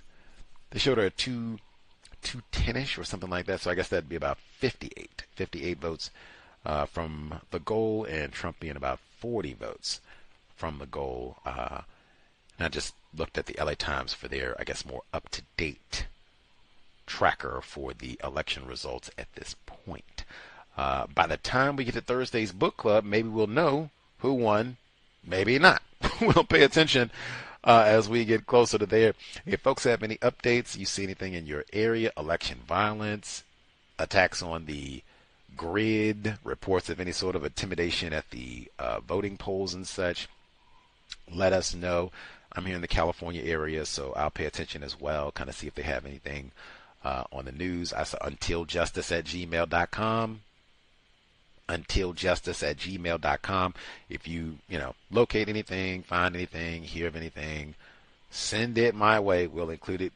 Compensatory call-in. I think we'll be here for that this Saturday. I'm certainly going to get in and do my research duties for Saturday, but I think I should be able to pretty easily sneak back over and do the compensatory call-in. So maybe by then we'll know who won the presidency, and then we can also include if there are any reports, grid attacks, racist violence, all the rest of it. Stay safe. That would be the big one. Regardless of who wins, if there's no indicator of a victor, stay safe. I'd probably try to avoid like large crowds, things of that nature. You just don't, have no idea what people are thinking, what they're planning, or what have you. I'd be trying to do more to myself, keeping to myself, telling your offspring the same thing, probably trying to avoid large crowds, things of that nature for the time being until all this kind of settles down. Just be alert about what's happening around you, especially strangers out in public, until, we can move forward and then just get back to the business of replacing white supremacy with justice. Much obliged for folks tuning in. Election night 2024, U.S. presidency. Polls closed in all of the key states. Again, as we are signing out, it is 9:20 p.m. Pacific Standard Time, a little after midnight Eastern Time here in the U.S. As we are signing out here, Trump listed at 230 electoral college of votes. Kamala Harris at 210, according to the LA Times. And we'll check back. I'll share online as I should be up at least a little bit longer. I'll share as they give updates as to what it looks like, all that good stuff, before I call it an evening. Anywho, sobriety would be best. Hey, Ron Desantis, thumbs down on cannabis in Florida State. Take that. Retired firefighter in Florida will not be puff passing away. Call her at the courthouse either. None of that wacky tobacco down here. Save your brain computer. Creator, we ask that you help us remain patient with other black people, victims of white supremacy. We ask that you help us remain patient with ourselves. Remind us to demonstrate the highest levels of black self-respect at all times, in all places, each and every time we are in contact with another black person. It has been time, especially around the election, black self-respect in contact with other non-white people. We are not verbally jousting, going back and forth. Who you voted for is your none of that. Victims guaranteed qualifiers should be invoked during this time for sure. You can vote for who you want. If you don't want to vote, vote for everybody. Write in the candidate's name, whatever. VGQ, the goal is to still replace white supremacy with justice immediately. No name calling black people regardless of who they voted for. No gossiping. No throwaway offspring. Cows signing off. Thanks all for tuning in. Nigga, you so brainwashed. I'm a victim, brother. Problem. You're a victim. I'm a victim of 400 years of conditioning. Shut up. The man has programmed my condition. Even my conditioning has been conditioned.